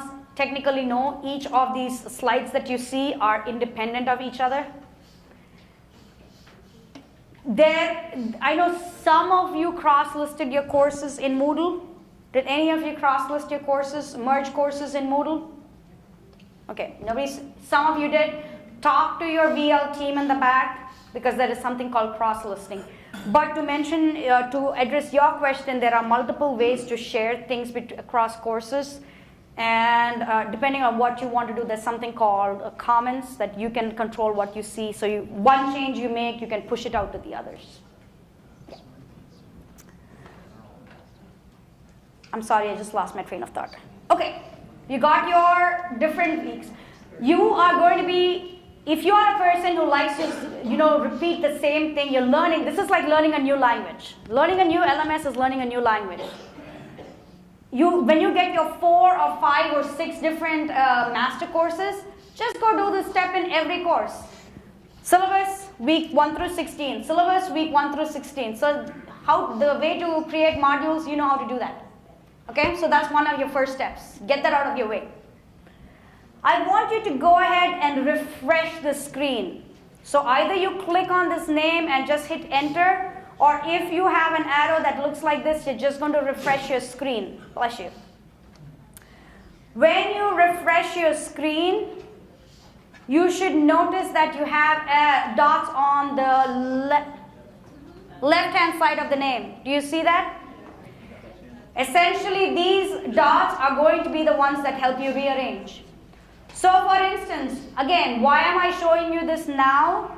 When you start running your course, your students don't control the order in which they see things. So you may decide, I want them to see the most current topic right on top, you can just pull that right on top. That's what they're going to see right on top.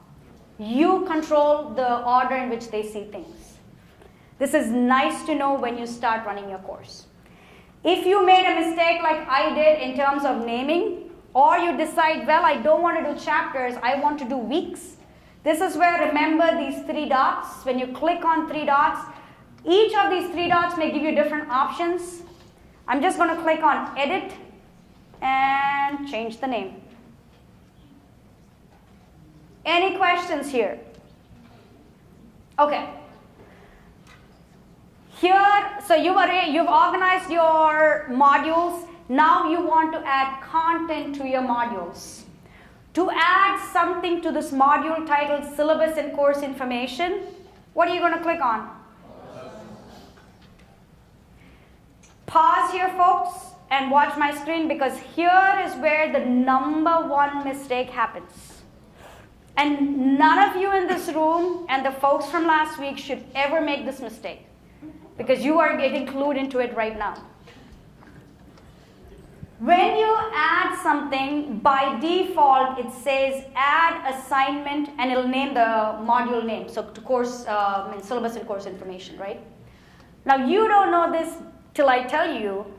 When you add an assignment in Canvas and you publish is how you make it visible to students. When you publish it, it gives you a column in your gradebook.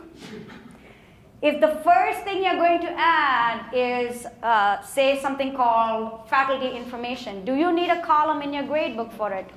No.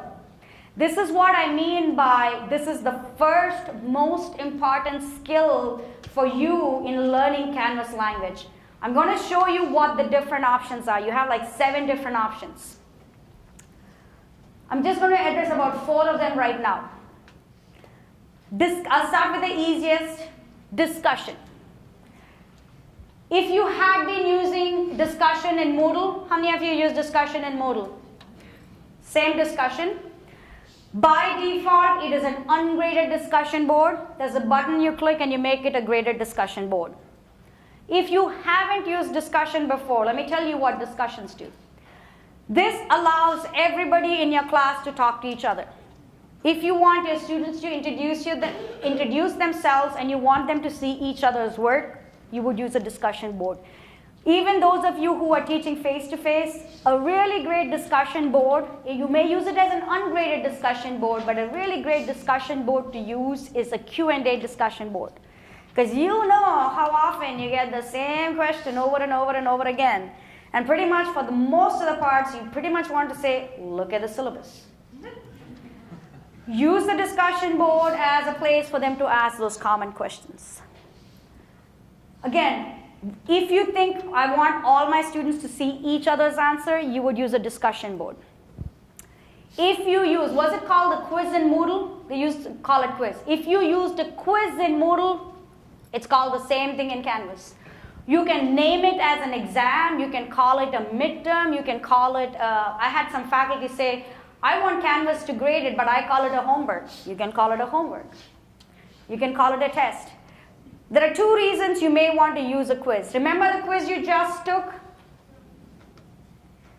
If you want Canvas to automatically grade it, you would use the quizzing tool. If you want them to maybe write a paper, but you want a timer, so you want to give them only 30 minutes, you could use a quiz. You can use it for a combination of different things too. Canvas can randomize what is visible to them. Okay? Again, quizzing tool, when you publish it, it puts a column in the gradebook. Assignment. Assignment is the same thing you're going to use. Some of you say, you mentioned that you want them to submit something online, whether it's a zip file. You mentioned here, you also mentioned you want them to submit a zip file. Some of you may have papers. Remember the one that I showed you where I marked up on their papers? That was an assignment. You can also have them make a video and submit, or not make a video and submit also. You would use the same assignment if you want a column for a manual or an in-class assignment. What do I mean? Some of you may have lab hours where you have to give them a grade, but they're really not submitting anything online. Or they're doing a class presentation, or you're using a Scantron, but you want to have a column in your gradebook. You're going to use that same assignment feature. There is a setting in there that you can choose whether you want them to submit something online or they're going to do something on paper. If you are a person who gives a class participation grade, you're going to use the assignment. You're going to change the setting, but you're going to use assignment. If you like to give group work, whether it's online or in class, you're going to use the assignment.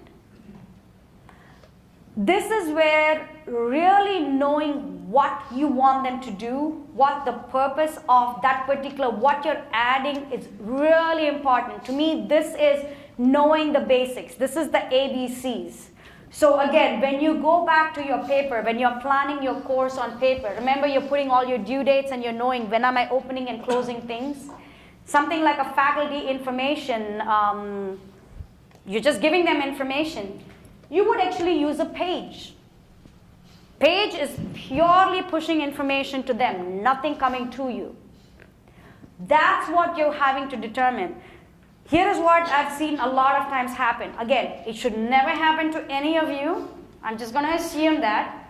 I've had faculty who, which is great, if you are a person who are like, I want to go do it on my own, play with it. I haven't seen anybody blow Canvas up. And you guys have the best, when I say the best, this is the best support that we offer. Your institution has paid extra. You have 24/7, 365-day support. Chat and phone. Okay? You make a mistake and what you may accidentally do, because if you don't pause, you're going to create an assignment and you're going to get a column in your gradebook. The only way to take that column off your gradebook is to recreate it as a page. So save yourself the trouble. I'm going to cancel this. We are right here. Come back right here. The next few steps I'm going to show you is you just follow along. I'm going to have you create some placeholders and we're going to add details. The information I'm going to teach you is the basic skills for you to go create your course. Okay? So I want everybody here to add, and I want you to click on these drop down and you're just going to create a page. Now I'm going to ask you to name this page. For right now, we're just going to call this syllabus and course information. Some of you have discovered where you can type this, but it's not as intuitive. You have to click on new page, and then you get the ability to type in a name.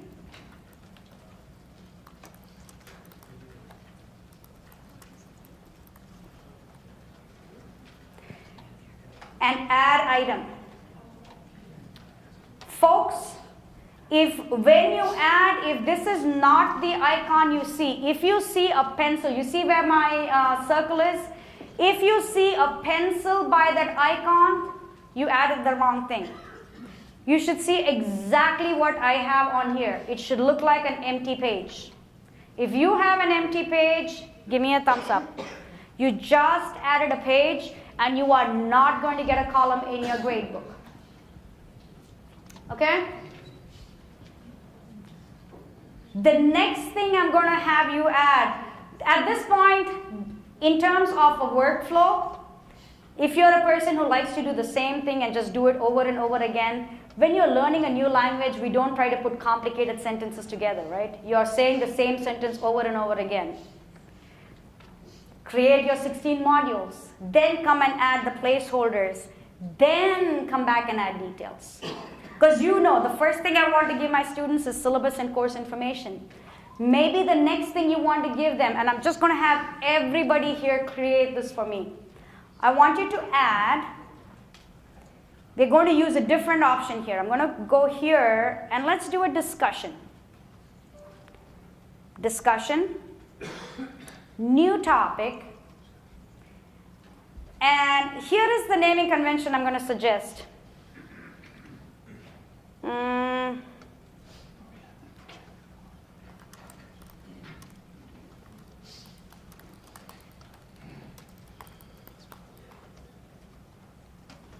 Any variation of this. Meet your professor and classmates. Because you know the reality that happens, right? Even those of you who are teaching face-to-face. We would love for all students to show up on the first day of class. Does it happen every semester in every class? Very often, either they added late or they forgot classes were there. You'll have the students, I've had this is actually a true story. I used to work in a building and there were not too many human beings on the level I was in. And I had one semester, the beginning of the semester, I had a student show up at my door completely lost. And she's like, I have an 8 a.m. class. I'm like, sure, let me get up. Tell me what class. I don't remember. What subject? Don't remember. Yeah, she didn't remember. All she knew, she had an 8 o'clock class somewhere, don't know where. Yeah, she didn't make it to class that day. But wouldn't it be nice to have your introduction right there for those lost students also? Again, as I said, this is just to show you skills. If you say, I don't need them to talk to each other, you don't have to publish it, you don't have to use it when you start building your master classes. If you added the discussion board like I had asked you to, you should all see this conversation bubble. Do you see the conversation bubble? This is where you are going to learn the cues, the visual cues. The third and the last thing I'm going to have you add here is I'm going to have you add, and I'm going to have you choose an assignment. And call it a new assignment. You can name it whatever you want. If you want them to do an in-class discussion, they're not submitting anything online, you can just say class 1 discussion. If you want them to submit a paper, a discussion, an assignment by nature, if it's an online assignment, we're not going to go into the settings, but an online assignment is only visible to the instructor and the student. Nobody else is going to see it. What was it called in Moodle, Sue? Well, they were called assignments. They were called online assignments. Okay. It was called assignment. So yeah. Whatever you want to call it. Even if you're doing this in class, say you're watching a video in class. Say you're watching a video and they're going to talk about it. You know, sometimes the first time they're not all paying attention, equally paying attention to everything, right? Leave that video in there so that they can go home and watch it. So I'm just going to call this class 1 assignment, whatever you want to name it. Notice the icon here. That's the icon here. Okay? You added your placeholders. You just learned one of the most critical steps in building a course in Canvas, is to know what you are trying to achieve with all these different elements. Do I want to add a page? Am I just giving them information? Maybe I'll add a page. Oh wait, I want them to take a quiz or a test or an exam online. Then you would add a quiz. Oh wait a minute, I want them to submit a zip file to me or submit a video to me that nobody else should see but me. What would you add? Assignment. Determining what that functionality you want is a really important step if you don't want to sit and do it again. Okay? Now I'm going to take you to the second skill. Yes, sir? Is there a way to give the icons that identify the assignments a little more flair, make them a little bolder, help us out that are over 50 and using it in glasses? You can't add color. Really, there is no way. Besides changing the display, there is nothing else you can do. The one thing you can do is when you add due dates, actually, there is one thing you can do. This is what I used to do. If there was something that they had to submit versus something they just have to consume, I would use these 3 dots and just indent it. Just visually indent it. There are some other fun things you can do. You can add a little, I know everybody is going to not like this word, but you can add an emoji if you want. Most of you are like, that is such an elementary school thing. But trust me when I say well-used, meaningful emojis sometimes are helpful. So you can tell them anything with that bullseye is an important assignment to do. Okay? Keep it, just tuck it in the back of your head. If you're not sure what I mean, don't do this. I'm just going to show this really quick to you. Please don't do this. Okay, direct hit. And your team will show you how to do this. I'm sorry, Sue and Mohammed. I know I keep saying your team is going to show you, so I know I'm adding more to your plate. That's where you ask the question, and they will show you. So I can come in here and just add a bullseye. Okay? Everybody should have 4 modules and should all have 3 placeholders. There is no content in here. So as I said, I'm taking you to the next skill. Click on the name, syllabus and course information. When you click on the icon, it doesn't take you anywhere. Click on the name. When you click on the name, you see something like this. If you have missed a step, folks, just raise your hand. I don't mind showing you this one more time. Okay, you guys are awesome. What are you going to click on to add stuff? Yep. You're just going to click on edit. It's on the top right. This is where you land. This looks fairly familiar. Don't these things look fairly familiar? This is what we call the rich content editor in Canvas. These two rows of different icons, we call it the rich content editor. Let me tell you, by knowing this rich content editor and the capability of the rich content editor, this is where the magic happens. A lot of self-taught Canvas users, which is not you guys, you are in training. A lot of self-taught Canvas users, I have trained some folks and they've been using Canvas for 5 years. They did not realize Canvas had the capability because they just did not know it was possible. You don't know what you don't know, right? That's what happened. So syllabus and course information. We're going to do something really simple first. I'm going to change this a little bit and I'm going to call it syllabus and faculty information. Just because I can show you a few more things. First thing I'm going to have you do is just put in your name.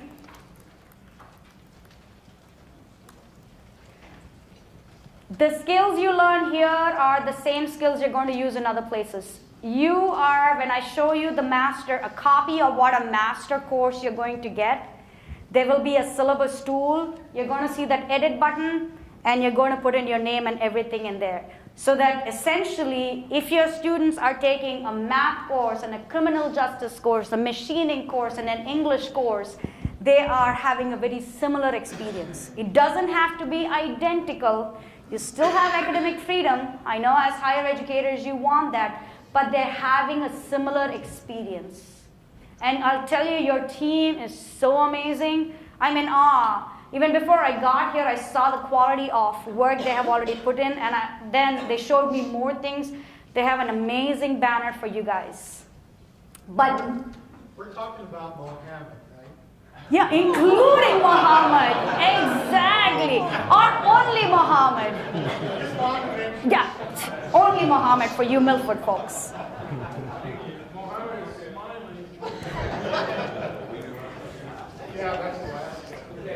Put in some information there.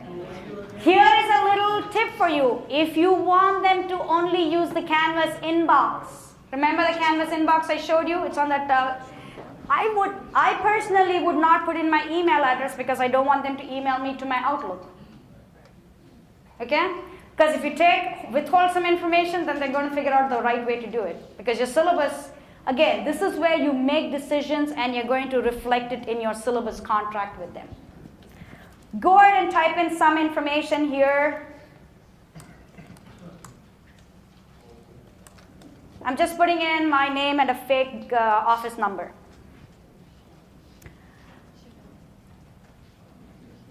Remember the quiz that you took just now or a little while back? There were images in that, there were videos in that. Everything was because of the rich content editor. Some of you brought in a picture of yourself. I do want you to add it to your account at a later point, but I just want to teach you how to add an image into this box. Because you can add this, the rich content editor is going to be visible in your announcements. You're going to have it for discussions, assignments, for your quiz questions, and your quiz answers. So your quiz answers can be images. We have some folks in nursing here, or I'm going to go back to my machinery folks. You can say, what wrench would you use for this particular process? And you have your answers are 4 images of different wrenches. And they have to choose the right one. IT folks, maybe you have different code that you have written down and you have screenshots of those different code. What is the code that you would use to get this kind of a response? So your answers are images of codes. English, or anybody who has APA and MLA writing. A lot of us have students have to write a certain way. You can say, which is the accurate way of doing in-text citation? You have the accurate and the inaccurate way, and you have pictures of those and say, choose the right one. Again, knowing how to add an image is what you need. To add an image here, on the right-hand side, you should see this, what we call the content selector. It'll say links, files, and images. Anybody not see it on the right-hand side, just raise your hand. Okay, fantastic. Because some people's screens are zoomed in. You see this? Upload an image, any image you want. It doesn't have to be meaningful right now. Any JPEG, TIFF, GIF, any image that you have.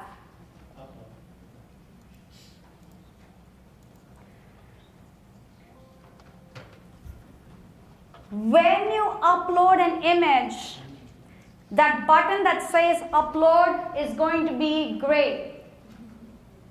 That's because Canvas is having you think about accessibility. You can either add an alt image, which is what I would recommend. So if this was really my picture, I would just say that's my name. Don't just write the name of the file. This is what the screen reader would read, and upload. That image should appear in that box. Do you want me to show this one more time? Yes? Okay, let me do this one more time. If you don't, when your mouse is here, you're going to use this images tab on the right hand side. You're going to click on upload. You're going to choose a file, any kind of image file. Open. It's going to ask you to put in an alt text, an alternate text for a screen reader to read. I'm just going to say, just a quick description of what it is and upload. Yes, sir? You can't rotate it in Canvas. It has to be rotated outside Canvas. How do you delete it? Put your mouse over it, and once it's highlighted, just hit delete.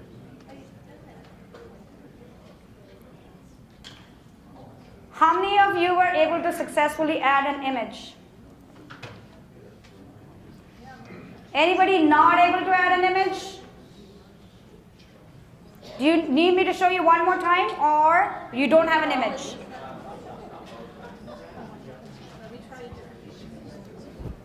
Try a different image maybe.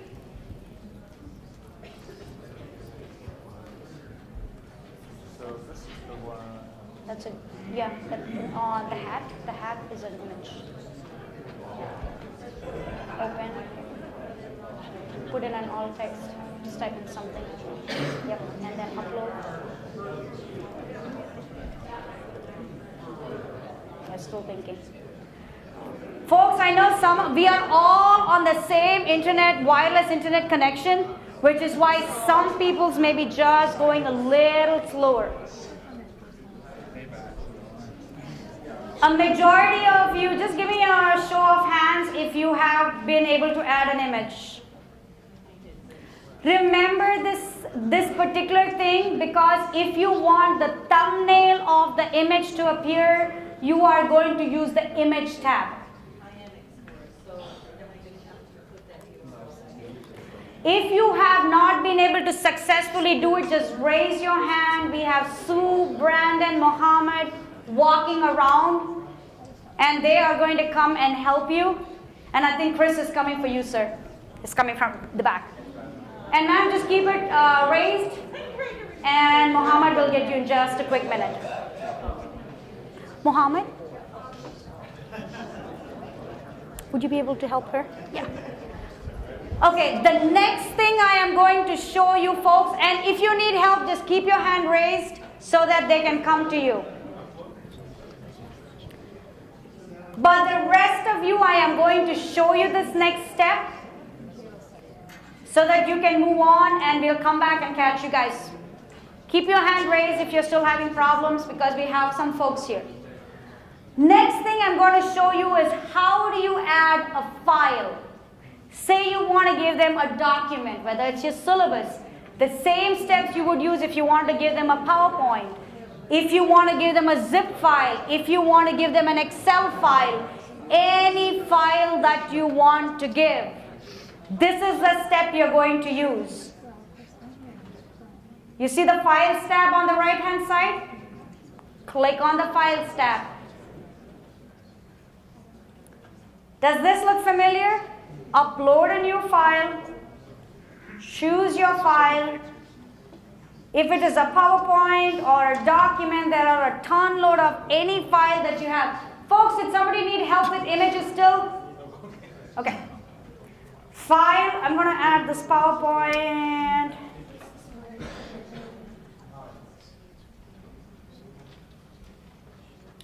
You see this? I want you to just look at my screen. If it's still loading, you're going to see 3 dots over here, and it'll look like it is loading. Just be patient. We are all on the same wireless internet connection. That is why it's taking a little bit of time. Yes, sir? Can you drag and drop it from your desktop or whatever onto that? Can you drag and drop it from your desktop? Actually, the place where you can actually drag and drop, say you have a whole zip file or you have a whole folder of files. Rather than do it here, I would take you to the files area, load it up over there, and here you will see a list of all your files. What is going to happen to some of you is as you add files, as you add images, you're going to see a list over here. If I want to add the exact same file in a different place, I can add the same, and what we will do when we do assignments, we will add that same file to a different place also. Yes, sir? Does the editor have an undo button? You can say I accidentally deleted this, okay? Say I accidentally deleted something. If I haven't yet clicked on save, I can just do Control Z and bring it back. Control Z or Command Z. Oh, come on. Where did you go? Okay, I lied. It didn't bring back that file for me. I think I should have highlighted it. You can resize this image. Here is the thing for you to remember, folks. If you build anything native in Canvas, it will resize. Your students, more often than not, are more than likely to be using this wonderful device to look at your course. One of the Florida universities is the biggest university in terms of just volume of students using Canvas, and they do surveys every year. 95% of their students access Canvas on the Canvas app. Any guesses average time spent on the Canvas app? 5 minutes. That's the reality of your students also. 5 minutes is how much time they will burst of information that they're going to spend on Canvas. Okay? But what Canvas will do is it'll resize. If you have, so now you've learned how to add information, add an image, add a file. Say you are copying and pasting something from a Word document or copying and pasting something from Moodle. You know you've seen those funky fonts. Up here is a clear formatting here. This one right here is clear formatting. Some more things just to show you. I know we have quite a few math and chemistry kind of folks who have formula type stuff.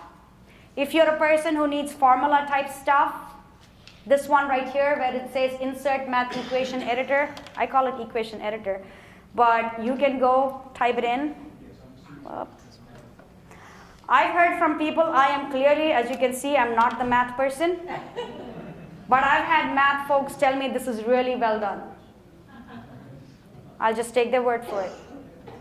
I want you to just scroll to the bottom and just hit save. There are lots of options. We're not going to go into every single option. If your page has some text, has an image maybe, and maybe a file, give me a thumbs up.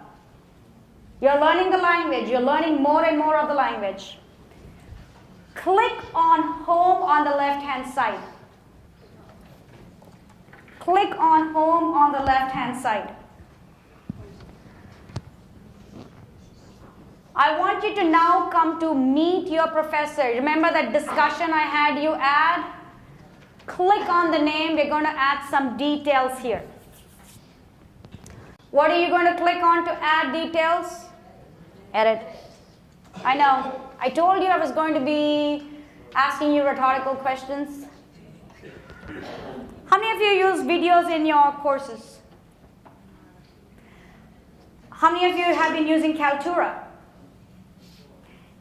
For those who are been using Kaltura, you know what it does. For those of you who are not used Kaltura, quick plug for Kaltura. Kaltura, and Chris, correct me if I'm getting any of this wrong. Kaltura is basically a video repository where you are able to create videos. Either create a video that is looking at your face, or create a video that's looking and capturing what you have on your screen. There is also a captioning service with Kaltura. If you have been using Kaltura and you had a library in your Moodle, right now it's not there, but your team is working so that all of that is going to come and sit in Canvas. Because on that second row, do you notice you have this icon? Not right now, but eventually, very soon, I'm not giving a timeline, you will see all your videos that have been associated with your username that will show up there. So you don't have to start from scratch.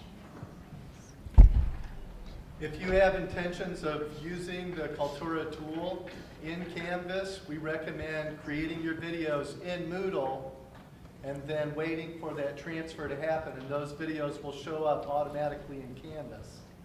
If you create them in Canvas, it'll be in a separate database. And then we'd have to copy that database back into your bigger Moodle database. Okay? About the interactive quiz? Yes. Or Kaltura Interactive Quiz will also be available, and it will be worldwide. So if you use that tool. What I want you to do with Meet Your Professor, we're going to do something slightly different just so that you can see some of the tools. Okay? If this is a discussion, I'm just going to say, hi, this is Professor G.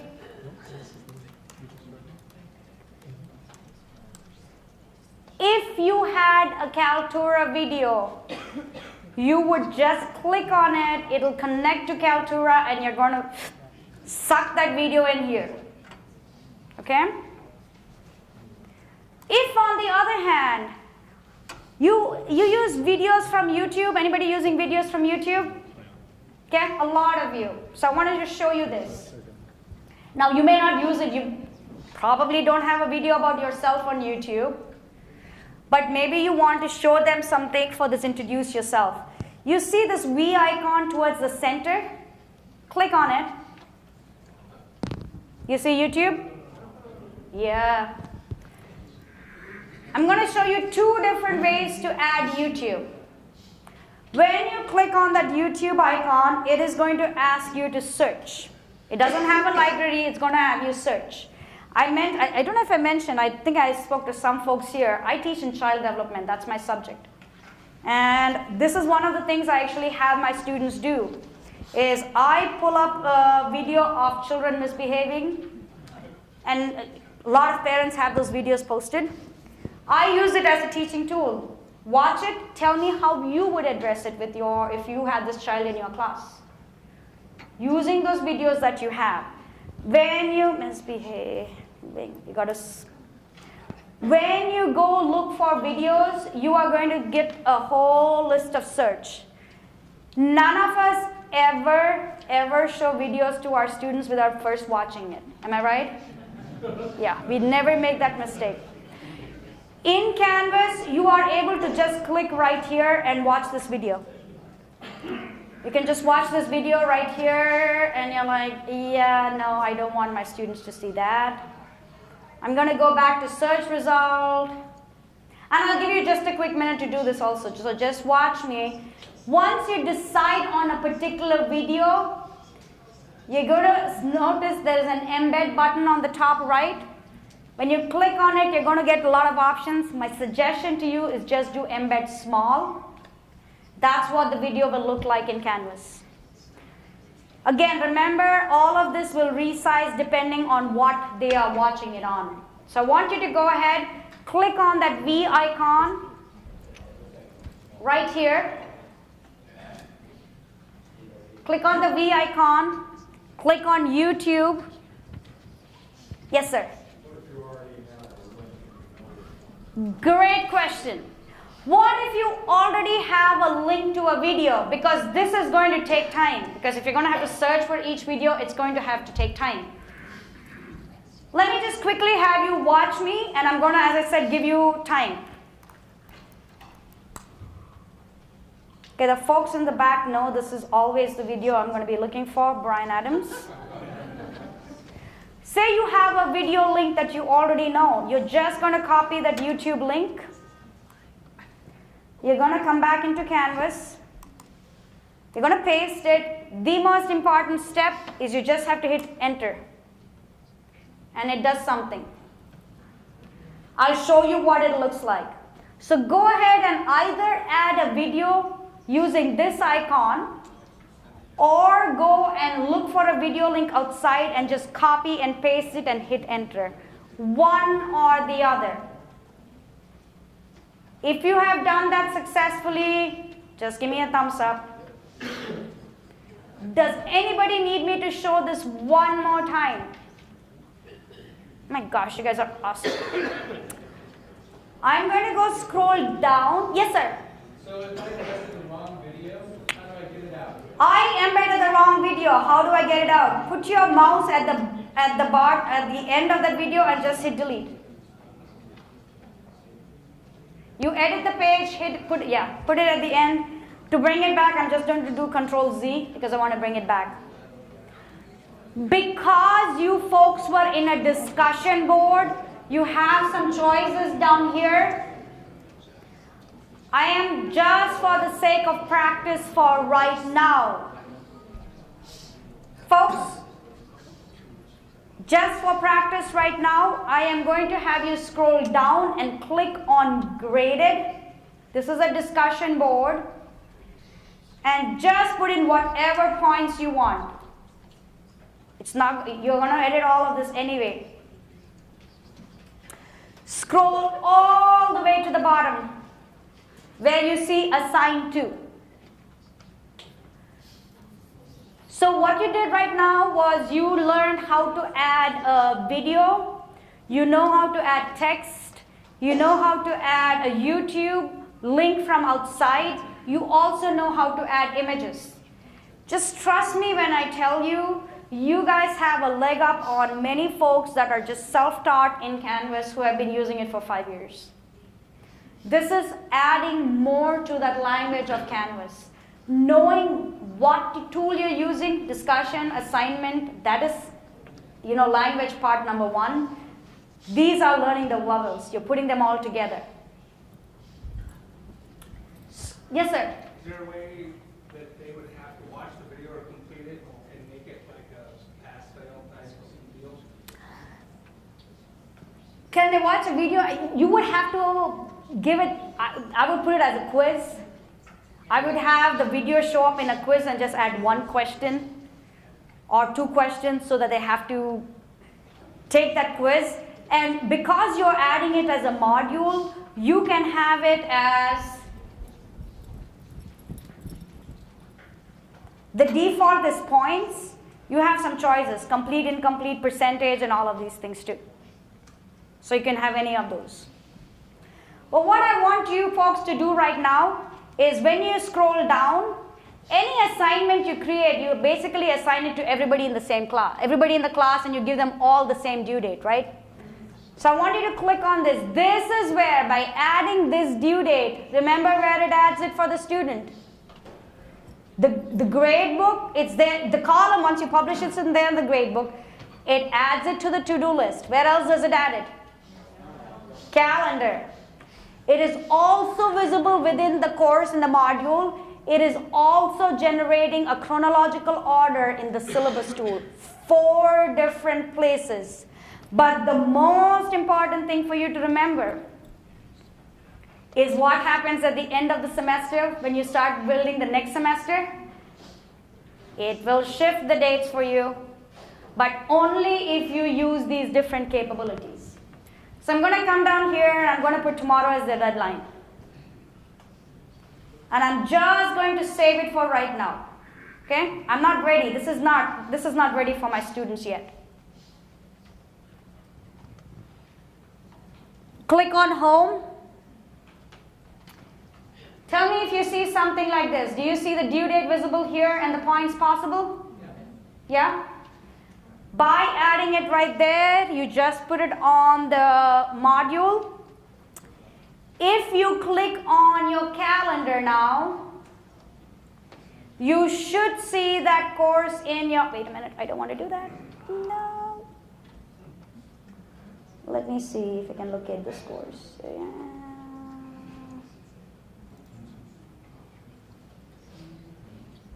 Yeah, I have too many courses, folks. When you click on your calendar, do you see it on the calendar? Yep. If you want to change the due date, what do?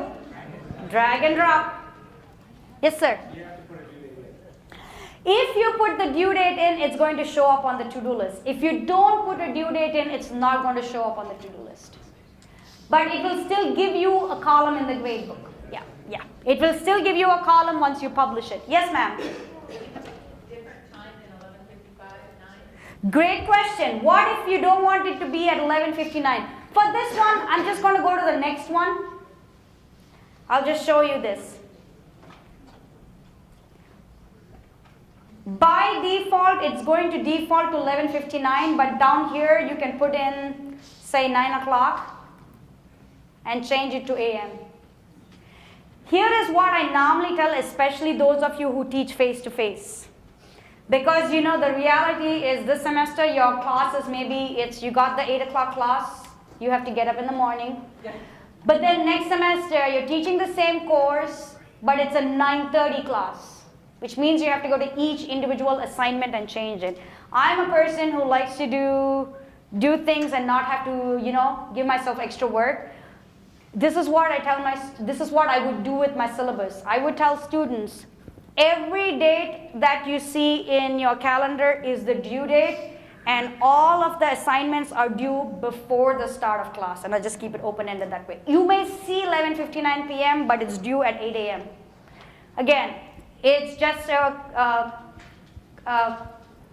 just managing their expectations. I want you to click on assignment, the third one that you created.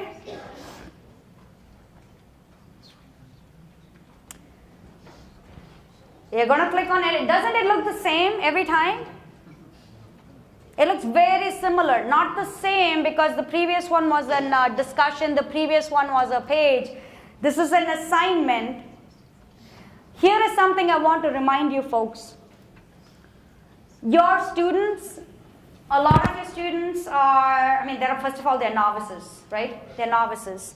You give them a homework, you give them an assignment, and you tell them, hey, we have quiz tomorrow in chapter 1.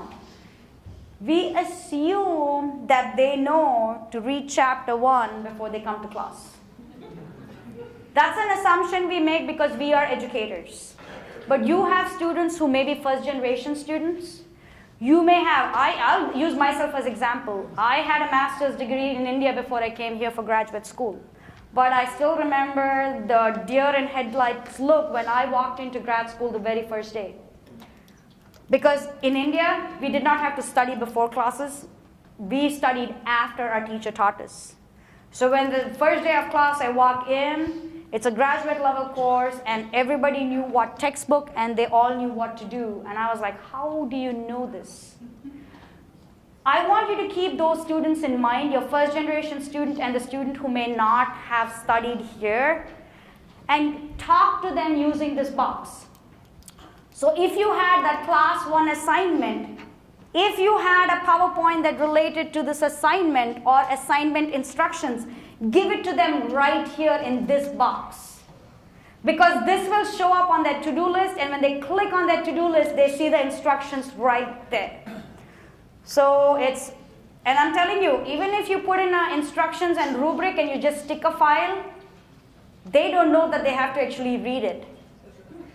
So follow the instructions and rubric. Because again, rubric is a very academic term. Your students may not understand. They don't understand the word syllabus. They don't understand the word rubric. I always tell my students, I will follow this rubric to grade your work. I'm going to come back here. You've already done this. Attach my instructions here. I want to talk to you about this part here. You're going to put in the due date. I just want you to know, by default, we assign everybody the same due date, right? But say Brian is busy having a tour, and he's like, I can't get it done by tomorrow. Can you give me next week? Easy. I'm just going to come in here. You see where it says assign to everyone? I'm just going to come down here, find Brian's name. Now you don't have anybody. In this course, I don't have anybody either. But if I did, I would come down here, add Brian's name, and say Brian has a different due date. You can give a differentiated due date for different students, and they will only see the due date that they were assigned. You can do this for a quiz, you can do this for a discussion, you can do it for anything. The minute you go ahead and add another student, it will say everybody else has that deadline, this one student has this deadline. Yes, ma'am? So right now, if I forget how to do something, I can go into Moodle and click on my dummy sheet and then have it right next to me, print it, sit it right next to me, and go through the steps, do something that I might forget. Perfect. Are we going to have those dummy sheets? You are going to have the dummy sheets, and I'm going to take you right there. I'm keeping a close eye on time because I'm going to get you out by the deadline. Okay? This is not a class that's going to keep you longer. But I'm going to show you where those sheets are. Yes, sir? How do the due date and the until work? If you don't put in until date, the students are going to have, they will be able to do work after the due date. It'll keep it open. But anything that is submitted right after the due date and time will be marked late. You guys have what we have 2 versions of the gradebook. You guys have the new gradebook, which means you have a late policy that you can add in. I'm not going to show you how to get here yet. They will show you how to get here. But you can automatically say, for every day I want to deduct, for every 1 day I want to deduct, I want to deduct 10%. So I can grade, I'm coming to you, sir. So I can grade using my 100-point rubric. Say Brian, again, he submitted something, but he submitted something 2 days late. He scored 100, but he submitted 2 days late. So it'll tell Brian, this was the score that you would have earned. You have 20% deduction, so right now your grade is sitting at 80%. It puts it into the grade book. Yes, sir. Yes, sir. Can you password protect quizzes and tests? You can password protect quizzes and tests. Yes, sir. If you have students that have like time and a half on tests, You can set up a group as instead of an individual. You will set it up individual, but we have 2 versions of quizzes also. We have classic quizzes, and you guys are in classic quizzes because the newer quizzing tool is in a beta version. But there, say again, Brian has time and a half. You can set it up that every quiz that Brian is going to take is going to be time and a half. But what I want you folks to do right now, click back on home, and you have these different elements, right? I am taking you to the third, and to me, what I consider, this is the last skill that really differentiates a really great class with a great class that is actually effective. Because knowing what to add and adding this richness using the rich content editor, you're going to have a fabulous class. Not right now. By the time you start teaching, you'll have a fabulous class. Just trust me on that. But this next step I am going to show you is what is going to differentiate your great class from a really good class. I want you to click on home and click on student view on the right hand side. Do you see this? First of all, you see a really garish pink border. Okay? And then on the left hand side it says home assignments, discussion, blah blah blah blah. It has like 15 different things. What is your student going to see when they see 15 different things on the left hand side? They're going to click around actually. They're going to click around and click around. 2 things are going to happen. One is they're going to be like, I don't know what this professor is trying to do. Second thing, it's going to create a really bad impression about this course. Again, they don't know your name, so it's not going to create a bad impression about you. But it's going to really create a bad impression about this course. But also, do you see it says no modules have been defined? That's because we haven't published anything. I'm going to have you leave student view from the bottom right. Notice all of these have gray circles with a dash through it. There are 3 levels of publish in Canvas. One, that you will do only once at the beginning of the semester is actually publish this course. That's something that you have to do is publish the course, and literally it's like unlocking the door for students. It's like you got everything set up but you just forgot to unlock the door for them. Okay? Only one time, it's done. Second thing you're going to have to do is to actually click on at the course level. We've unlocked that. But you can control, say this last assignment is not ready, I'm going to leave that unpublished. You can publish at the individual level also. If you click on grades on this left-hand side, click on grades on the left-hand side, you should see those published columns in your gradebook. Do you see them in your gradebook? Yeah? You have to publish the assignment or discussion or a quiz, and it'll show up in your gradebook. But when you go to your gradebook, notice that your navigation collapsed. I'm going to click on these 3 lines and bring back my navigation because I want to show you the third most important skill. Because remember those 15 things on the left-hand side? You don't want that. To control that, you're going to scroll all the way to the bottom. It's going to be the very last thing on your course navigation.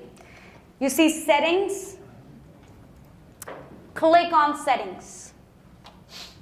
Okay, this is where I'm going to show you something you can do in your own time. Don't do it in this course, but do it in the master. You see how my courses have all those pretty images? And you want those pretty images on yours. Those images are not controlled by student, they're actually controlled by you. They only control the color overlay. So if you're teaching multiple classes, I would put a different image for different course. That's what you do from right here. But I want you to click on Navigation tab. I want you to watch me, and I'm going to give you some time. When you get your master courses, and I'm going to show you how you request them, you are going to get a course that has a pretty banner, and you're also going to get a customized navigation. But the reason I show you this step of customizing your navigation is occasionally you may get something that was added to the navigation that you're like, I don't need this. You have the skill to control it. Okay? When you come to the navigation tab, I am just going to keep home, modules, grades, syllabus, and modules. I'm just putting them on top, and I'm going to give you time, folks. But watch my screen. When I scroll down, I have this thing that says drag items here to hide from students. I am going to just drag and drop. I'm going to keep you do it also. I'm going to keep that you do it. All these other things, I can either drag and drop them, or I can click on these 3 dots and just disable.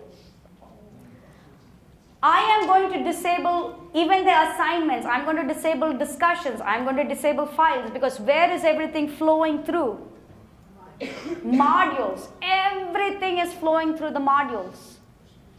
Because in the modules, you can add assignments, discussions, pages, files, everything in the order you want them to consume.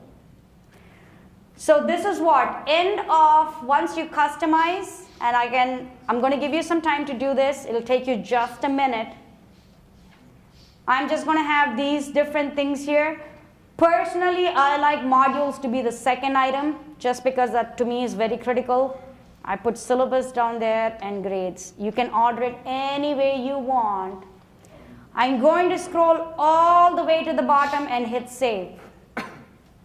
It is really important here to click that save button, because otherwise nothing is saved.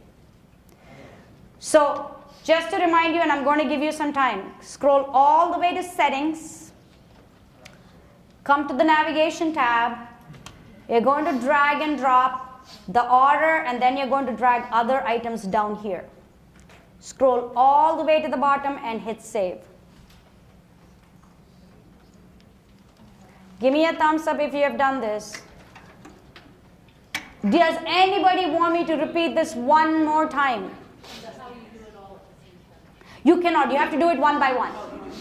Now the thing to know, you have to do it one by one, but the nice thing is when you copy the scores over to another semester, you don't have to do this again.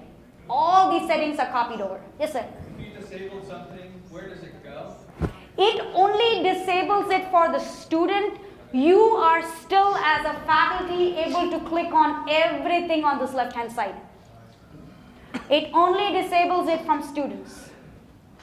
Because to actually set up your gradebook, you're going to click under assignments and set up your gradebook.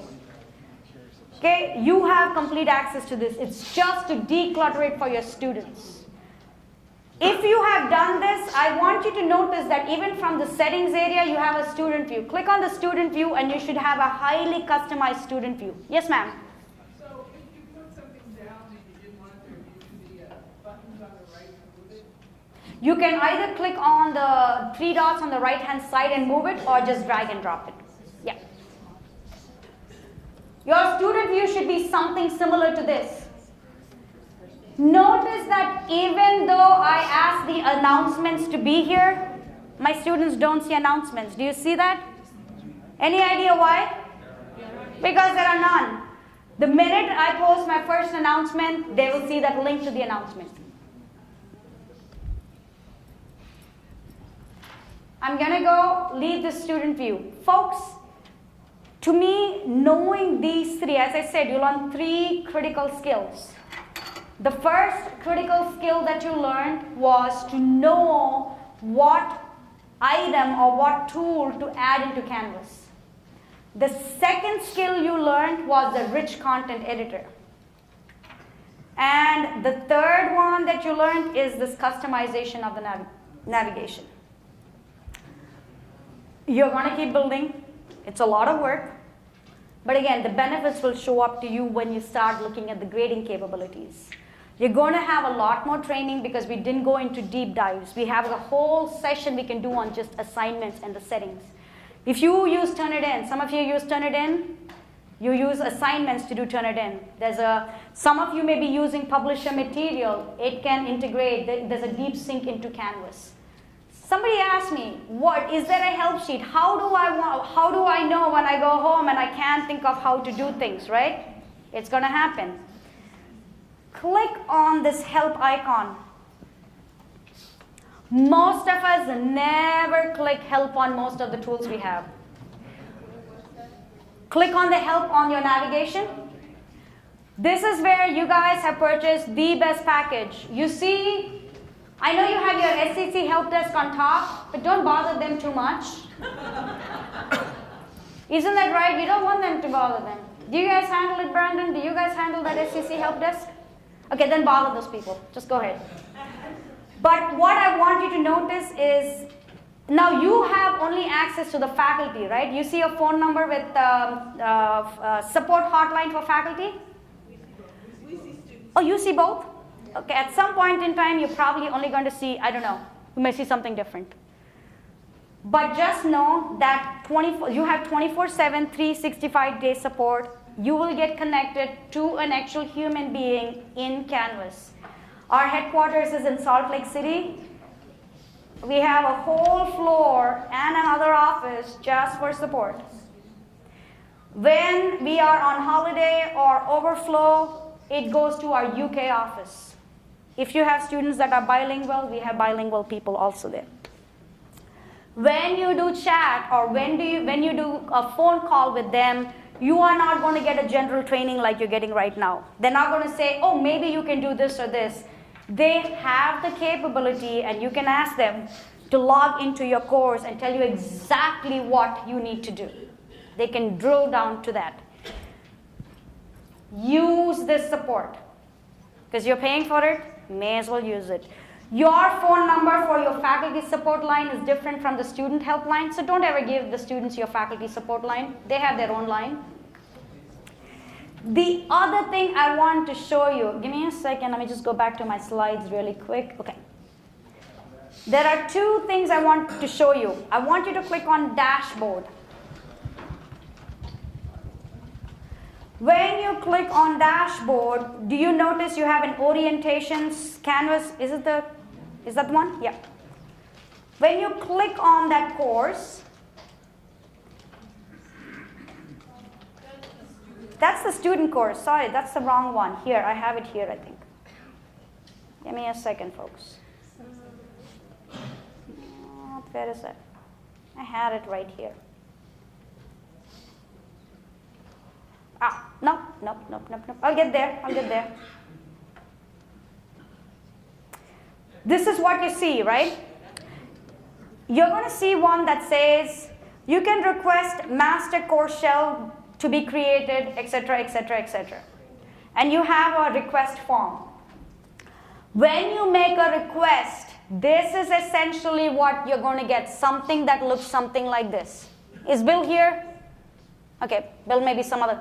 Say Bill was teaching automotive 2351, 2352, 2353. Bill is going to get a master course for each of those different ones.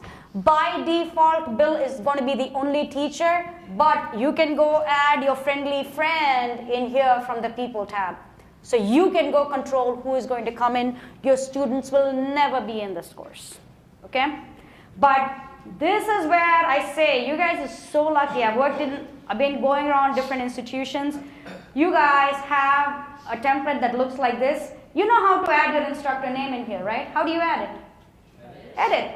You're going to click here, edit, and add this. I would not touch this image at all because I don't have the skills to make a prettier one than this. If you have it, well, no, don't do it. I will get into trouble. This way, your students all have that similar experience. They have already told the students some of this information. They are giving this to you. You are going to be spending your time under modules, and you're going to add your modules in here. Remember how to add your modules? And you also know how to add different things to your modules. And you also know how to go add details to your modules. That's what I mean when I say you have all the skills you need to know. Come back to this orientation course, folks. Come back to this orientation course and click on modules, because there's another important piece of information here. Scroll all the way to the bottom, because your team has been asked this question multiple times, especially for those of you who have a lot of content in Moodle. How do I bring my stuff from Moodle? What comes from Moodle to Canvas? Some of you have those questions? Again, I think it was Amy, right? Was it Amy? Yep. Amy is not here today, but let me just tell you, Amy's been building this course and she has a whole page to answer your questions. This orientation course is a fabulous, fabulous resource. If you still it doesn't make sense to you, where do you go for help?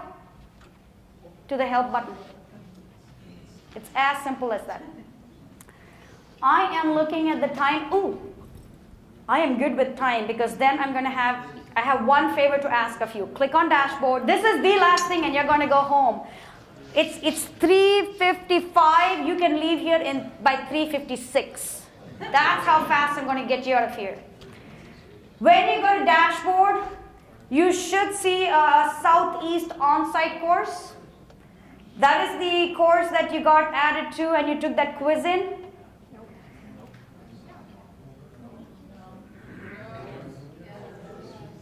Some people say they don't see it.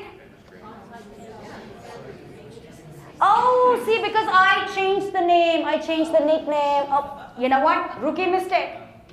After 3 years, I still make that. It's called Orientation On-Site Canvas Training Course. Sorry, my mistake, my bad. This was not even one of those, I'm trying to be cute. No, I truly made this mistake. I want you to click on modules. Scroll all the way. This one again is a course that we give all our clients who have, asked one of us to come on site. This is also a ton load of information for you. But I want you to go all the way to the bottom, because I want something from you. Survey. Yep, you heard me. Evaluation. Click on the survey. Put in the name of your institution. What was your name again? I'm gonna. Look for the name you cannot pronounce. That's easy. Look for the first and last name you cannot pronounce. Here is something that may happen. After you choose my name and scroll down, please don't click on the next button. Click on this blue arrows.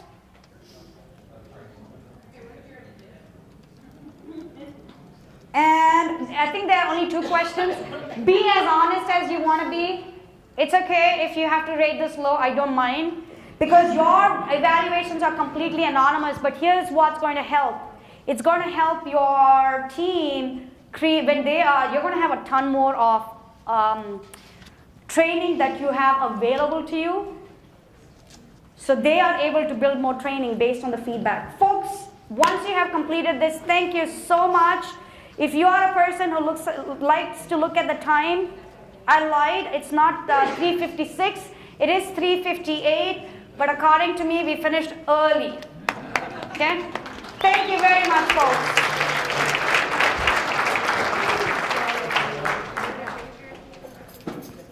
You finish the survey, have a great weekend. If you need to initial your name, come see me.